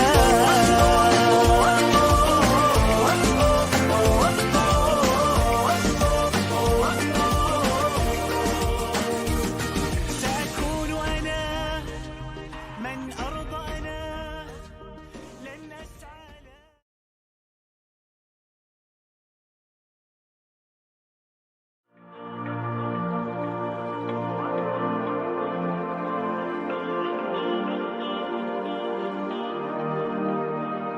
لأجاريهم قلدت ظاهر ما فيهم، فبدوت شخصا آخر كي أتفاخر. وظننت أنا أني بذلك حزت غنى، فوجدت أني خاسر، فتلك مظاهر. لا لا لا نحتاج المال كي نزداد جمالا، جوهرنا هنا في القلب تلالا. لا لا نرضي الناس بما لا نرضاه لنا حالا، ذاك جمالنا يسمو يتعالى.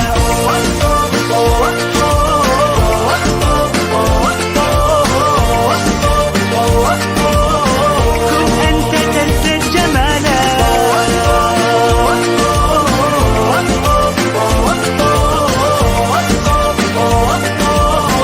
كن أنت تزداد جمالا.